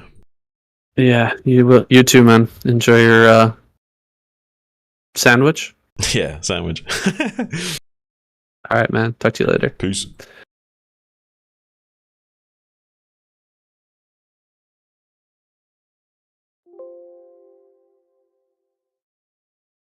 Alright guys, you have a good day as well. I'm gonna get ready to go and dip. So I might catch you later a little bit post and talk to you. For now I'm gonna go to the shop and get something to eat. Have a good time guys. Thanks for stopping by for the cast. I'll see you again very, very soon. I'm doing BSL by the way this weekend, doing Saturday and Sunday this weekend BSL for the final few games that they're going to be having. I can't remember if it's round of 8 or round of 4, but whatever. I'll be here doing BSL this weekend if you guys want to watch BSL. So take care.